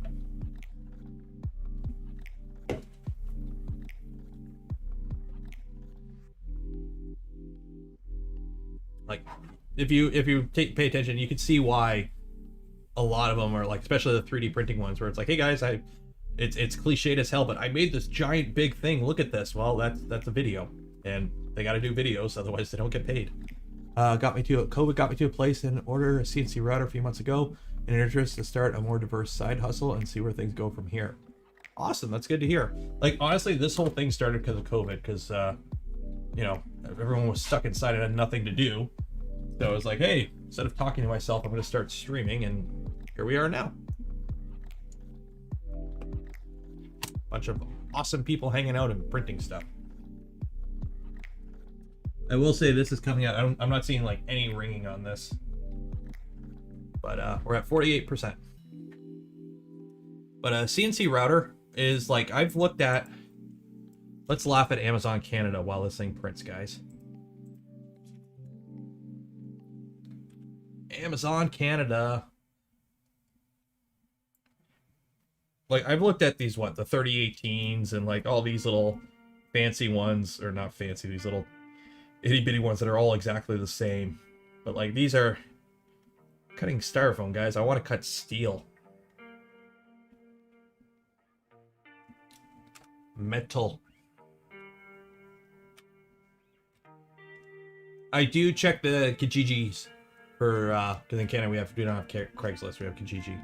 But I have been kind of keeping an eye out for, like, I wish I could get an old Bridgeport, but I don't have 3-phase in my house. But like an old Grizzly or any of those smaller knee mill style routers or mills, and then doing a CNC conversion on those, because those can cut metal and then you just put motors on it to make it work by itself. Only 5 more people. I'm already at 15 Patreon. I haven't looked at the Patreon yet. Like, I haven't peeked. So, oh my god, you guys are awesome. I said I would do it at the end of the stream, so. I would love to see my take on a Delta. The thing with the Delta is, like, there are good Deltas out there, but yeah, honestly, I'm not seeing as many Deltas as I used to, because I think there really isn't so far you can go. Like, you can have rails. What else can you upgrade on the Delta? Like, it's all about the tool head on a Delta, and there are size and weight limits set for near already. This old Tony, yes, this old Tony is awesome. But like those guys are smart. The way they are set up, this old Tony AVE, good old Uncle Bumblefuck, they're set up in a way where they don't have to pump out videos because they're reliant more on the merch and the Patreon and direct support, which honestly, that's how I think the future is for content creators, is use the content to build the audience, and the audience supports you instead of having to rely on YouTube, because people used to make a ton of money on YouTube, and then they had the whole adpocalypse in like this, what, 2017 or 2018, and channels were just like, yeah, I'm not getting paid anymore because I fully relied on YouTube ad revenue. I have 1 million views on the channel, and I've yet to make a single cent off ad revenue on YouTube, and I've been monetized for almost a year now. So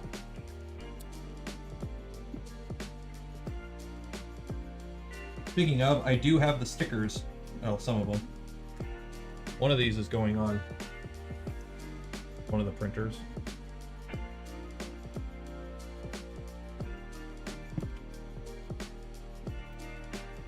I have more, but I can't find them.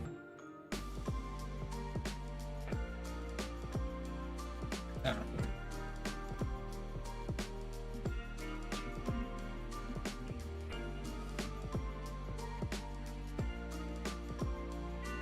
Do an Ivan Miranda. You design and build a 3D printed CNC, then mill the aluminum, upgrade parts on the plastic one, then mill the steel bits from the aluminum one.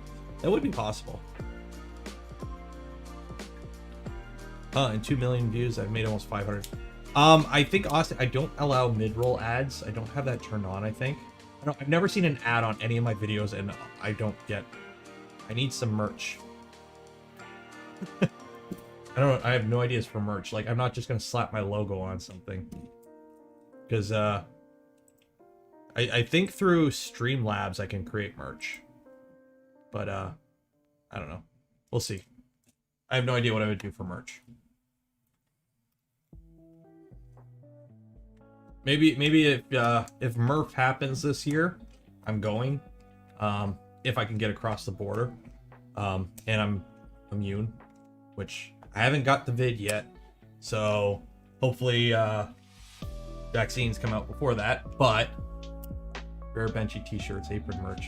Well, I can't say the apron ideal is stolen from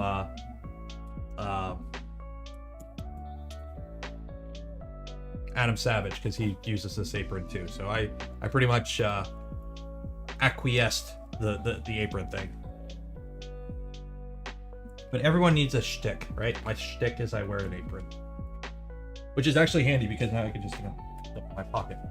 I got markers and whatnot on me. Keep my scale. It exploded. Okay, I don't want to use anything Voron though. Like, while I am, I am an admin on the Voron Discord, I am involved in the development of it, I do want to try and keep this channel separate from that entity, just to keep things simpler. So, well, full disclosure, I am an admin on the Voron Discord, I am involved in Voron development. This channel is not affiliated with Voron. It is my own personal channel. Anything I say or do on any of my own videos are my own opinion and do not reflect on the Voron team. Legal.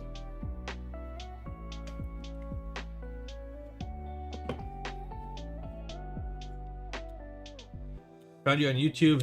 Very glad I did. Cheers from Romania. Awesome.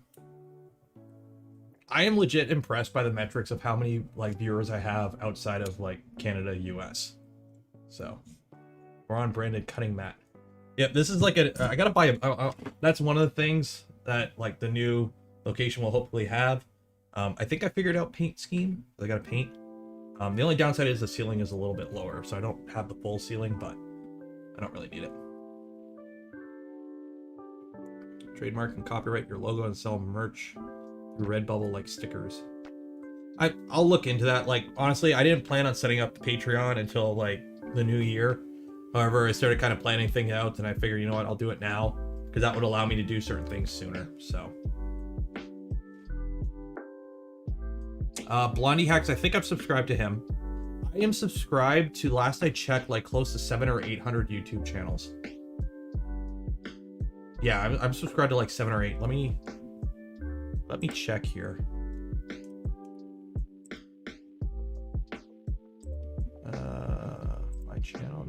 That's not what I want. Subscriptions. List. I can't see. The last I checked was like 700 or 800 YouTube channels. Simply for the fact that my YouTube account is from April of 2006, and I just subscribe to anything that's shiny, basically. I figure I don't watch TV, so I get enough content out of YouTube and other medias. 3D printed toolkits. That'd be cool. Have you ever used Bondtech extruders? I keep having issues with them. Even the gears for the M4 I bought caused me the same issue. What is the issue you're having with the gears, and are they legit Bondtech or are they the knockoffs? Well, not knockoffs, alternatively manufactured sources. Because right now all my Mobii, all my afterburners and the Pocket Watch are running Triangle Labs BMG gears in them. So.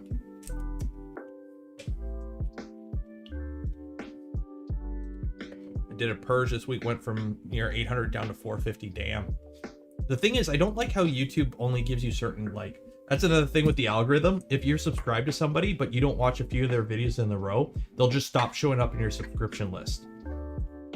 So while YouTube says like every video you produce is like put out on its own accord, if I do like 2 videos that aren't directly like what I know my main content is, so for example, I did the video on the doing the logo, the Nero 3DP logo embossing, which actually is holding up much better than I thought it would.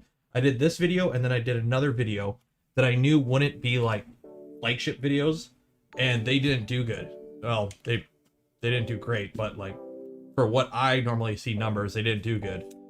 And then I put out the next video, and that number like was flat because nobody watched the previous video, so nobody watched this one because it wasn't suggested. It's very, I don't like the way the algorithm is, but that's the algorithm. That's how it works.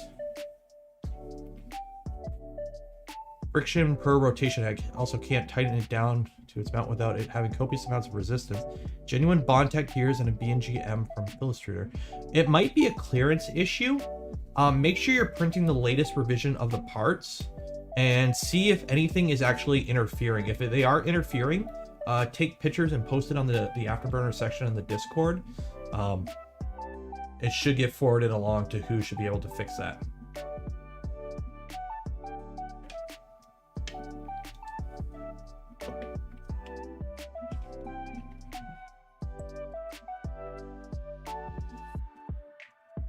I do remember there was one type of the Bondtech gear that had a fitment issue that needed more clearance.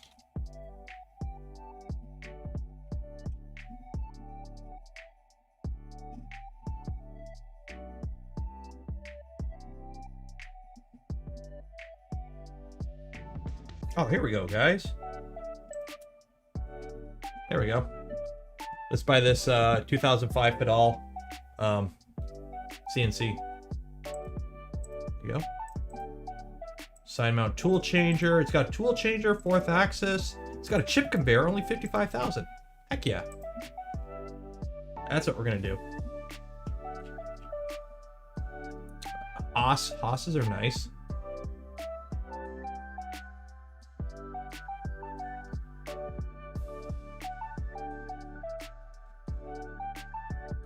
Every now and then I like to look and then I go, wait a minute, I don't have the room or the money for that. Will it fit in the basement? No.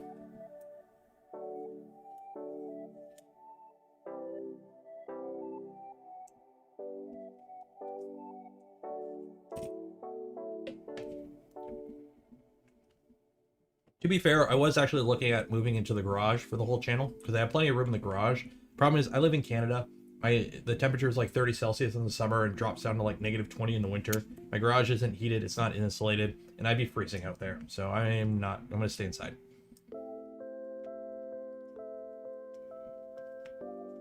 Sorted it down to like 400. Yeah, that was sad. Like, I remember going through a while ago, I went through like my subscriptions just to see who, and there's so many great channels that were like, oh, this guy was awesome, and then they just stopped making videos like 8 years ago. Good night. 5 o'clock. Oof. Go to sleep, man. Have a good one. Can you talk about the bonsai heated bed? It's printed with ABS. How do you heat it? Let me grab it for you. to actually clean the bench. I actually have some room.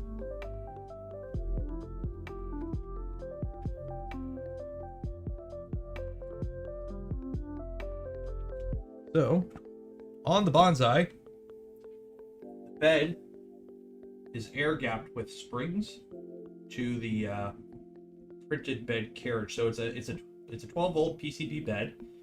It's got a flex plate on it because flex plates are awesome, and it's air gapped with springs and T-nuts. And there's heat set inserts in the bed carriage, and yeah, that's it. So I lose a bit of Z because the design for this is to have the bed just sit on the carriage with screws holding it down with no air gap, and it's not a heated bed by design, but you need a heated bed for ABS. So yeah, and then also flex plates. Honestly, flex plates are awesome, especially with PI, because what you see, and this happened to my Monoprice Select Mini, and a lot of people with cheap enders do this, is you get a print stuck in the bed. So you get your spatula out and you start, smacking, getting that print off the bed, and you're warping the hell out of your bed. You're dinging it, you're flexing the bed. With a flex plate, you're not putting any force on the bed ever. So your bed should remain flat longer because you're not, gouging out print constantly. That happened to my Monoprice Select Mini. I ended up dishing it.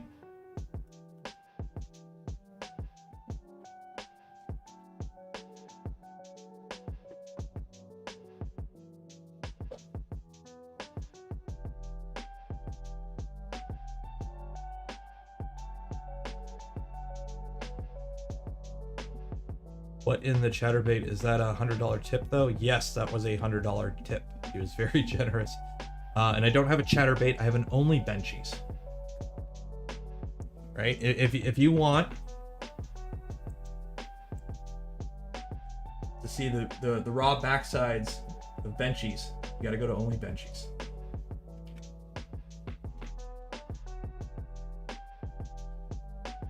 Any reason 12 volt over 24 volt for the bonsai? Yes, I had a spare 12 volt power supply and a bunch of random 12 volt components that I wanted to use up. It's mostly spare parts, so I already had it, so I might as well use it. Plus, the reason I built the bonsai was to mimic entry-level cheap printers for the Intro to ABS series, to show that, hey, a cheap printer, as long as you set it up right, can do ABS just fine. So it's purposely built using cheap stuff that I mostly had because, hey, if I already have it, I might as well use it. Yes, I have one because I saved it. Unless I accidentally threw it out finally. Finally thrown out the MP Select Mini bed. I might have finally thrown it out. I think I finally got rid of it. Or it's somewhere. I kind of did a quick organize. But yeah, I have the MP Select Mini bed is not even 1/8. It's that bed on the bonsai is a 1/8 inch thick aluminum with a PCB underneath. The bed for the Monoprice Select Mini was 1/32 inch thick. So that was a really thin bed.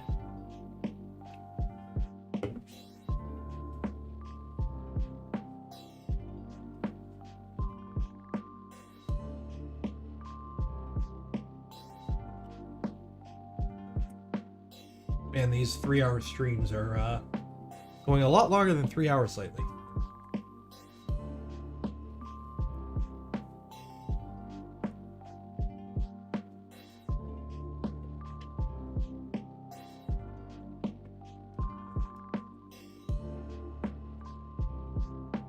Yes, that benchy was only infill.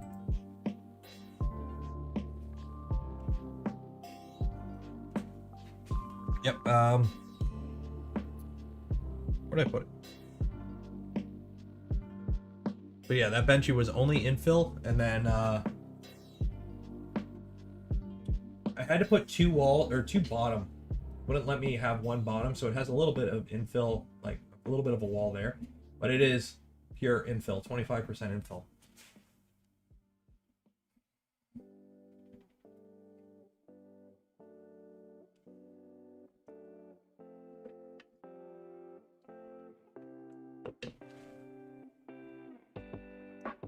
Oh, I can't wait to not have to use this camera anymore.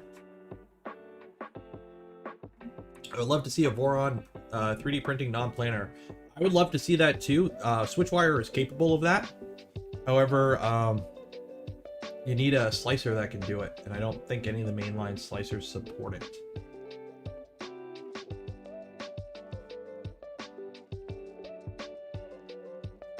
Yeah, the only Benchy site, I was gonna grab it, but Raymond grabbed it before me, and he was gracious enough to quick link it to my YouTube account. But the plan is to make that a landing page for my stuff. So, like, if you go there, you can find like links to all my stuff. Like my Twitter at 3DP Nero, or my YouTube at Nero3DP, or whatever it is. I don't know. You're watching it right now. Hit subscribe. Or my Patreon, or my Buy Me a Coffee, or what other crowdfunding things I have set up. Which actually, that's the only two right now. I don't know. Buy some Matter Hackers filament. The link below. Shill. And by the way, if Raid Shadow Legends ever does contact me, I will totally hype that game up, because they pay dumb money for people to say the stupid stuff that they say about that game. And if they ever do contact me, I will do that, because that will allow me to build more printers and buy more equipment. So I will do that if they contact me. I'm sorry, guys. It will happen. Shop LTT store.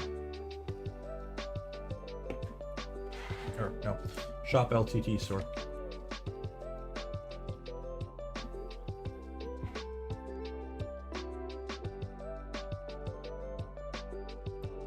Matter Hacker ship to Canada. They actually do ship to Canada. It is a little bit pricey, but they reached out to me because apparently somebody there saw my videos and they liked them.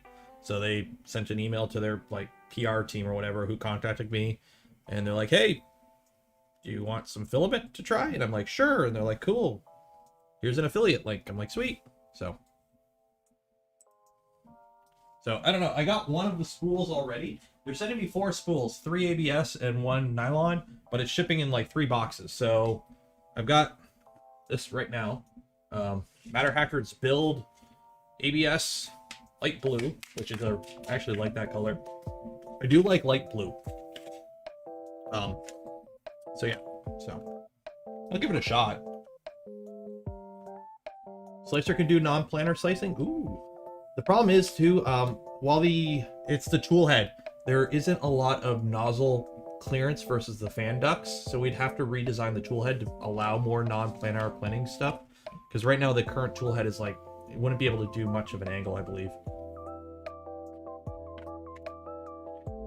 But yeah, this is actually a really nice color. Like it's a nice light blue. So acryl, I can never pronounce ABS right. It's acrylonitrile butadiene styrene. ABS.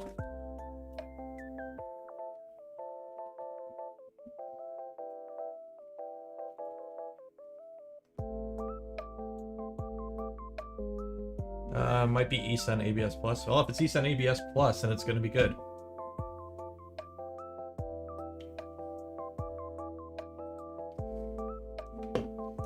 Robot arm 3D printer for non-planar. That is another way of doing it.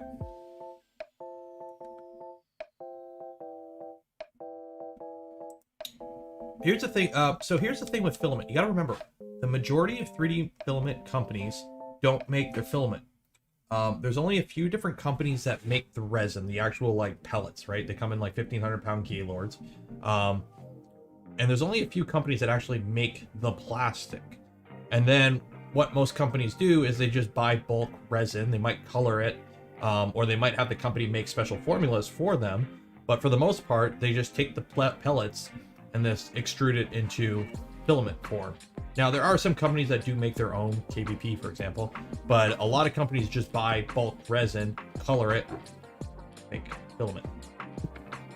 So it's entirely possible that 2 completely different filament companies use this exact same plastic. What about regular eSun ABS? That's what I use for my Voron parts. Is that going to be a problem? No, it's not going to be a problem. The reason I use ABS Plus is this stuff is actually usually more common up here in Canada, and it's just more reliable than normal ABS because it's ABS Plus. You lose a little bit of temperature stability at higher temps, and it is a little bit springier than pure ABS. Pure ABS is stiffer than this, but I can get this in bulk and it works just fine, and it's super reliable. So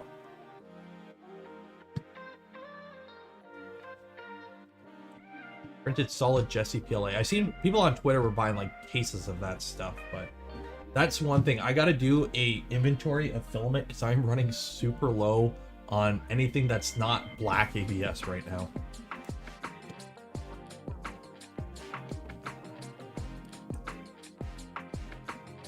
Why are we looking at that screen? This is what you should be looking at.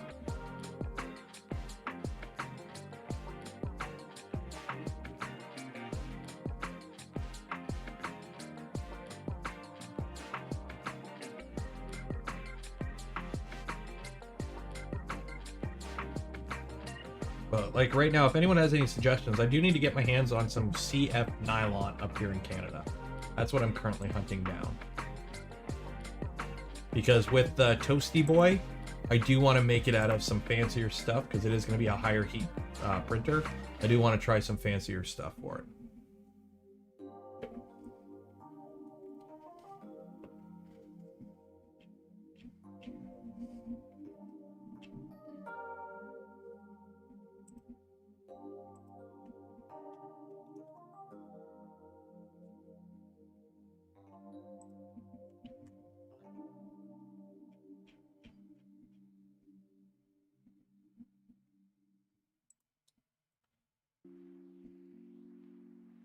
I see build videos on YouTube. They ask for a serial request. What is it? Okay, Matria. So what serial is? Back in the day, Voron was originally MZBot. Okay, MZBot was a company started by Max, the Russian cat food, and it was going to be a printer company. It was going to be like, you know, an actual printer company, right? A company that made and sold 3D printers. However, it's not really lucrative to be a 3D printing company, so he shifted more into this style of, you know, open source, whatever.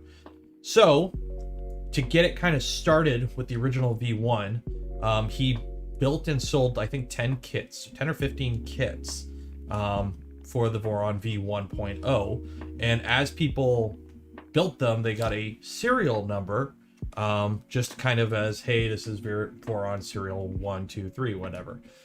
Well, people started building DIY, sourcing their own stuff, and they also kind of, hey, can I get a serial too? So they got serial numbers, and it just kind of kept going on. Unfortunately, like the Reddit, the subreddit is just serial requests and announcements for the most part, unfortunately, because the majority of content for Voron is on the Discord.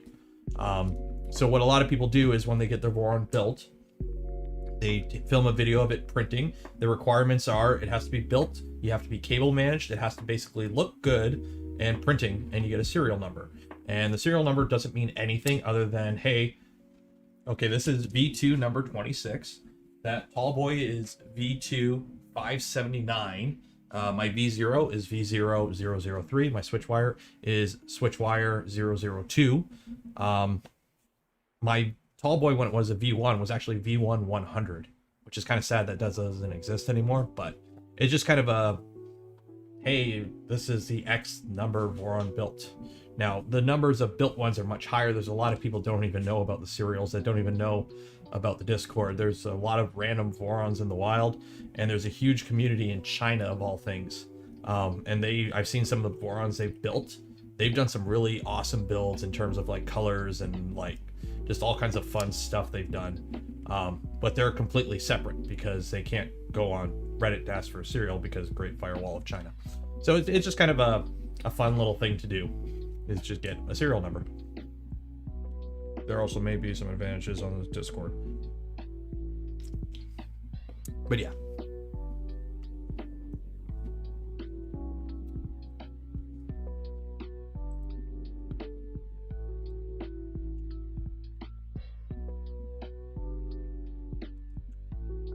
BR serial means a lot to me.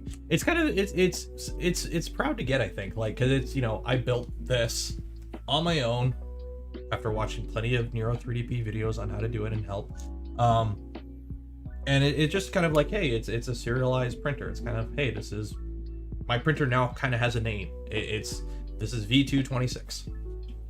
So it also allows us to kind of keep track of how many out there, and every now and then we get like another milestone. It's like, holy hell, there's over 1,000 of these things.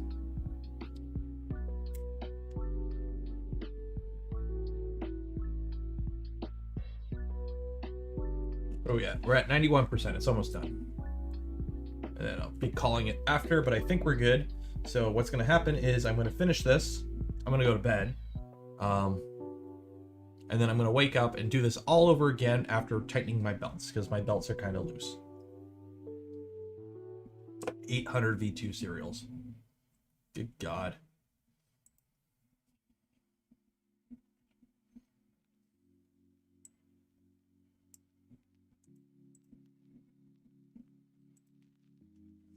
That is a lot of Orons.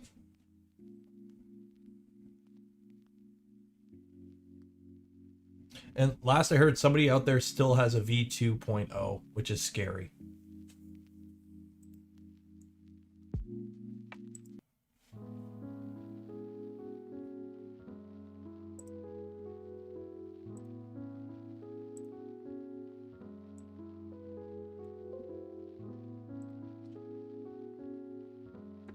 Simply for the fact it's like, how the heck is that still out there?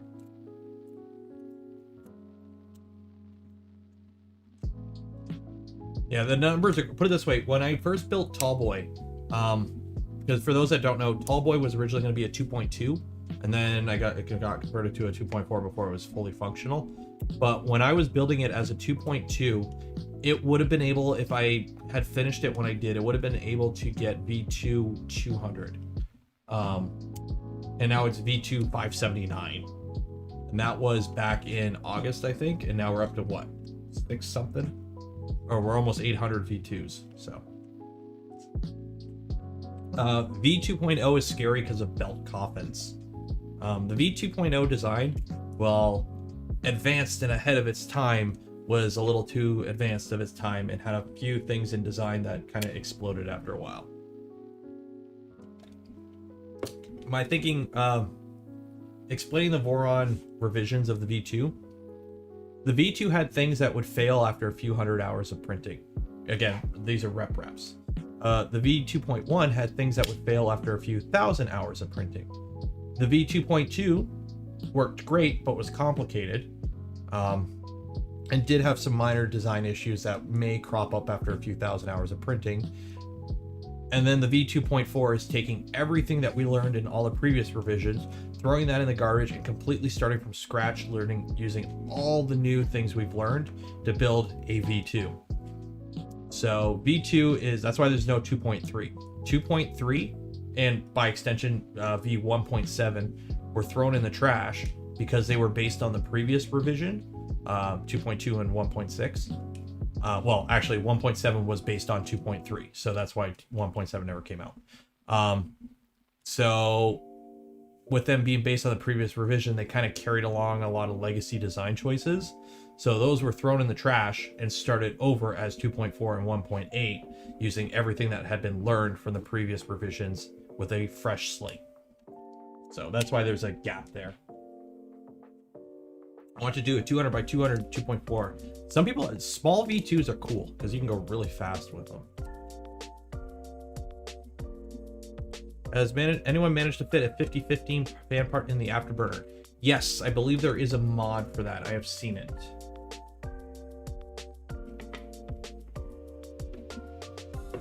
Yes, somebody printed all the like the legacy Voron extruders, and there's some funky ones in there. Like, I still need to put my M4 on something. Keep meaning to put it on switch wire, but I keep not bothering.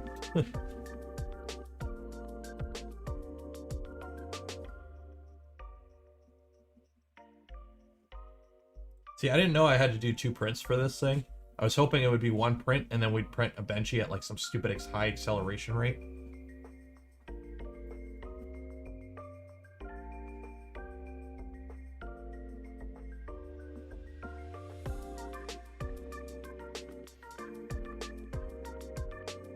So the only downside I can see with input shaper so far is if you do anything with your, kind of like how your hot end, if you change anything on your hot end via like a new heater cartridge or a thermistor, you have to do a PID tune.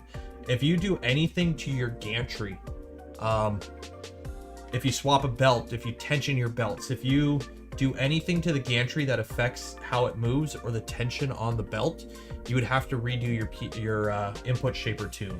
Also, if you move your printer from one area to another, if it's not on as stable of a base, you'll probably have to redo it. Or even, you know, if you try to run it without the panels on or something that affects the stability of the printer, you would have to redo it. So I can see input shaper kind of being a pain in that regard, where you have to do more off, or you have to retune it often if you do any changes to your printer. But just looking at the results right now under just regular light through the plexiglass here, it's worth it.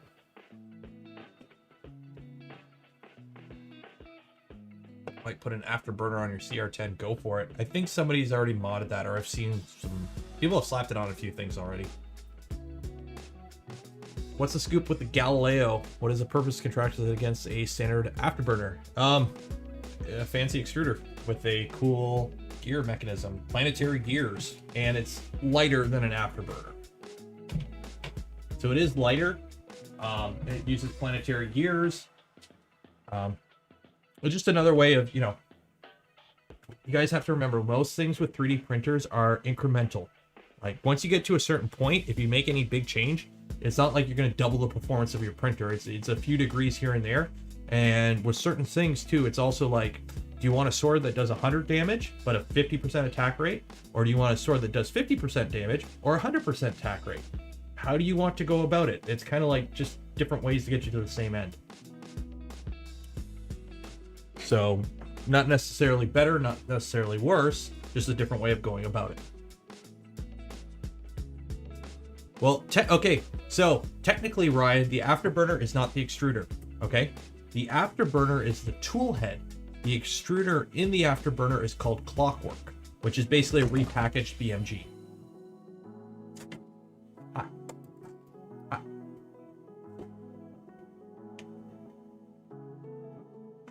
Ooh, okay, so I came into the stream a bit late and you were talking about Toasty Boy. What does that build entail? Higher temp plastic parts or more or less with a high... So the plan for Toasty Boy is that will be my next Boron build in the new year, hopefully. Currently in the planning stages, trying to talk to a few vendors and manufacturers of printer parts to see if they'd be interested in sponsoring or donating towards it. But basically the plan is it's going to be a higher temp V1. So it's not going to have a heated chamber, but it's going to be built around trying to maximize heat and temperatures within the chamber using off-the-shelf existing means within the safety envelope of a current V1. So basically it will be a V1. I'm going to try and print it in something a little bit fancier than just plain ABS, but I'm depending on how things work out, I might just do ABS. But it's basically going to be insulated to all hell.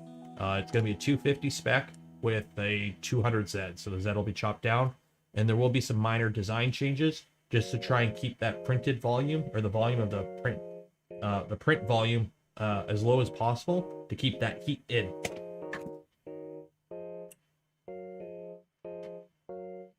I am not doing liquid cooling.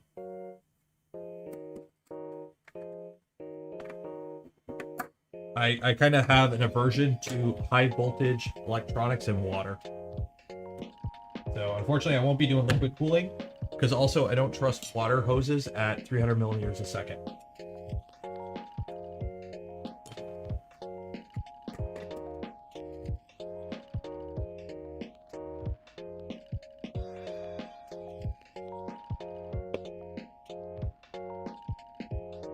Okay, so yeah, the Galileo, yeah, so it's lighter planetary gearbox, doesn't have any gear chatter in the print. So I don't have one yet. I haven't had a chance to play with it, but I'm sure one day I'll get my hands on one. Okay, so just to compare, this is the Y-axis before input shaper. Okay, so we got some obvious ringing there. Here's the X-axis.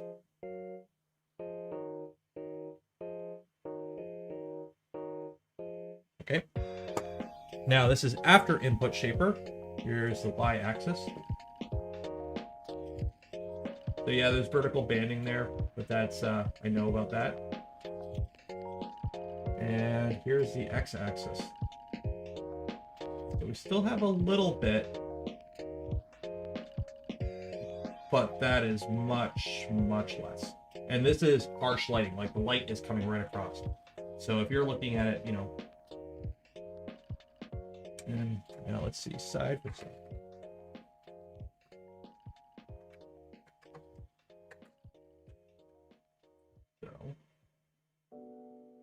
So there's before and after. So it's going to be worse at the top.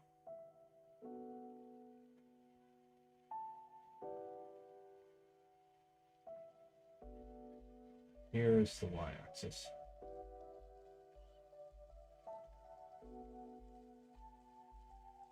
So yeah. So that's at 7,000 acceleration now. Any thoughts on Bondtech's new hot end extruder? It's probably a Bondtech BMG with a copper head. That's with a shorter filament path, which once you get to a short enough filament path, there isn't that much of an advantage. So it looks cool, but will it be measurably more improved than just having a regular BMG over a copper head? I don't know. So I could barely see the, okay, so if you want to see the layer lines, there, now you can see the layer lines. Direct overhead lighting is the harshest lighting you can put on a 3D printer part. Pretty much no printer looks good with direct overhead lighting. So that's dead on. That's at 0.2 layer height.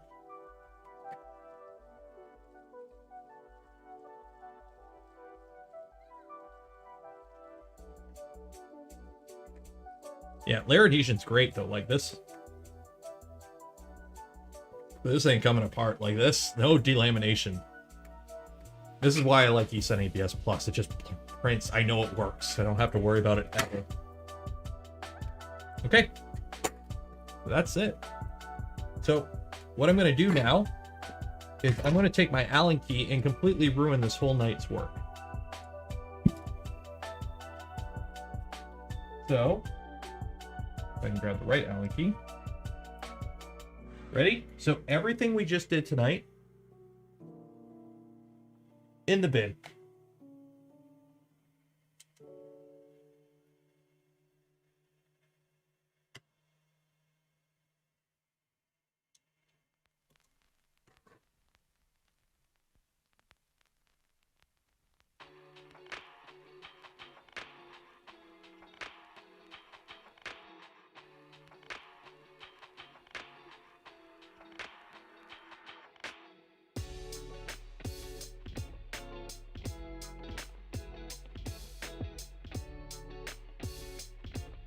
There we go. I'm a madman.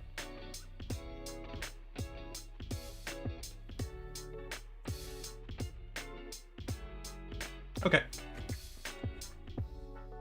And you know what I'm gonna play with right now? Because that resonance is bloody annoying. I'm gonna see if I can I'm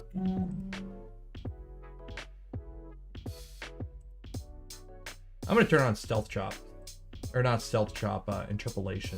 Normally I don't run Interpolation on Zed, but I just want to see, because this is 2660s. They should be beefy enough, honestly.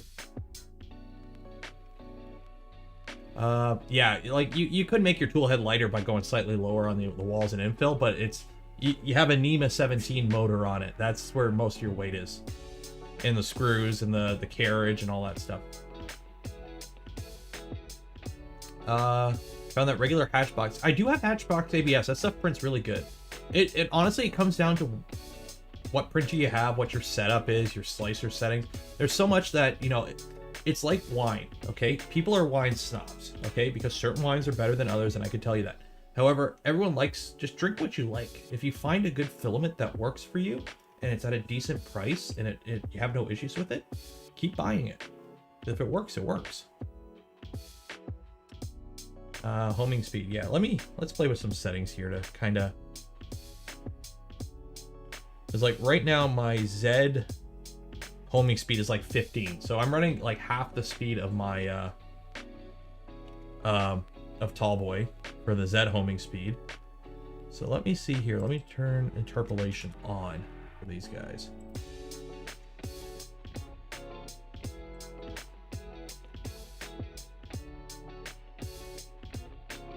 True.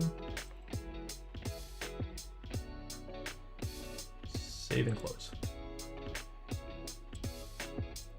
Restart. Drill lightning holes for the NEMA 17. Need a color combo from y'all. Not the Semprin Cruciment. Orange, ocean blue main color with atomic filament neon yellow accents. So I kind of think I know what colors I'm doing for Toasty Boy. Red because it's hot, but I really want to do like a synth wave, like purple, blue, maybe with yellow highlights or something like that. That I think would be kind of cool on a printer, like a neon retro color. So going with like an ocean blue with neon yellow, I would use the neon yellow for just a few parts and throw like a purple in there for, so use purple and blue as your main with only a few parts of neon yellow. That's what I would do. And then undercarriage lighting, of course.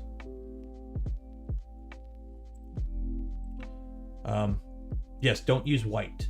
One of the filaments they sent me was white ABS from Matter Hackers, and I'm hopefully going to be able to do a test with it.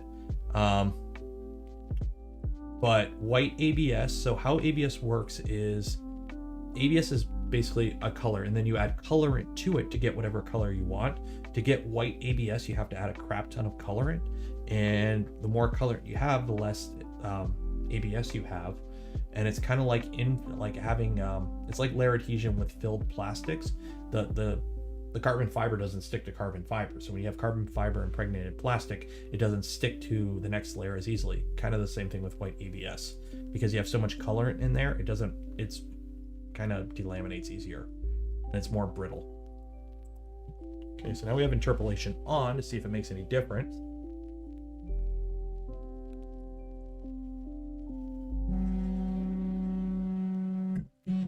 Not really. If anything, it's worse. Okay, I'm turning interpolation back on.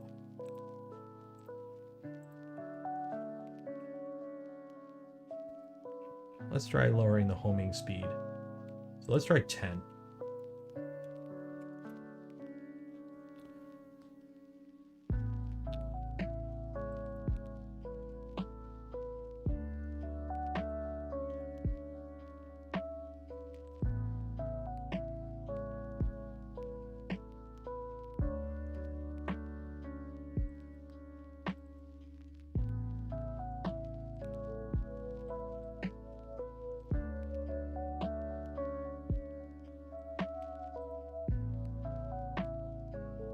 Need a brown for toast. I don't have brown.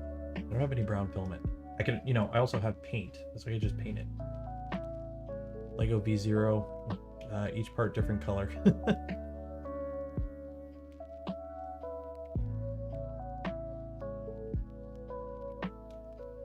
What do you add? Titanium dioxide? I can't remember. I'm not, I'm more, so in plastic injection molding, I'm pretty much a wrench monkey. I'm the guy who builds the tools and what's not and works on them. So I'm not involved in the actual design or the plastics part, but I just kind of absorb some from, osmosis and being around it. Okay, let's try now.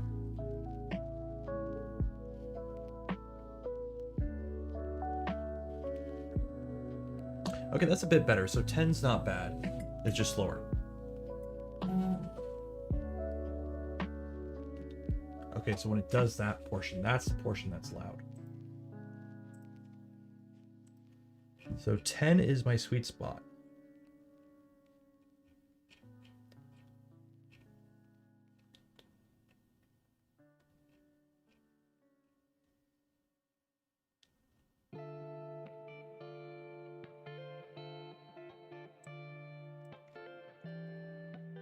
Okay, let's put that there.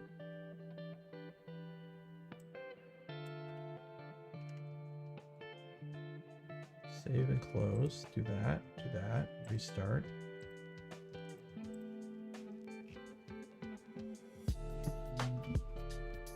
Is it F600 is 10? Okay, so that's why.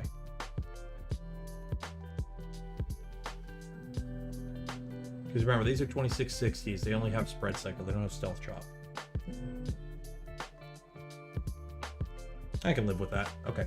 So, that's it for the stream tonight, I think. I'm going to call it there. I'm going to redo this all again tomorrow. But now I know what I'm doing. Thank you, Eddie, if you're still here.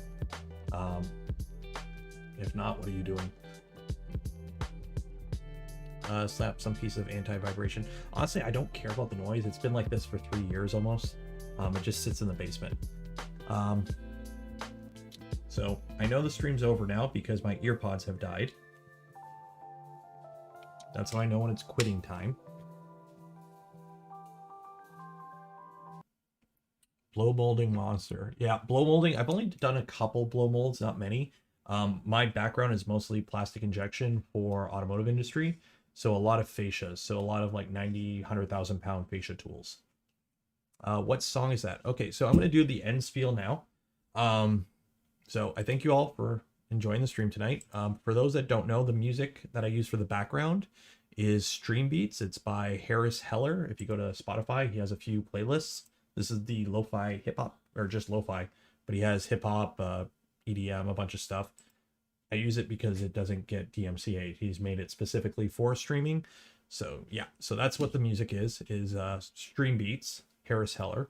I thank you all for joining me tonight on the stream. We did some stuff. We learned some stuff. I kind of figured out Input Shaper. I'm going to have to do it all over again. And then I'm going to have to do it all over again for video. But we kind of know what we're doing now. So again, the long and short of it is both of these were printed at 7,000 acceleration. And the bottom one looks much better. So it'll be fun to do this on the switch wire, which I'll do it on the switch wire for the educational video that I will do. So for those that donated tonight, as always, I thank you.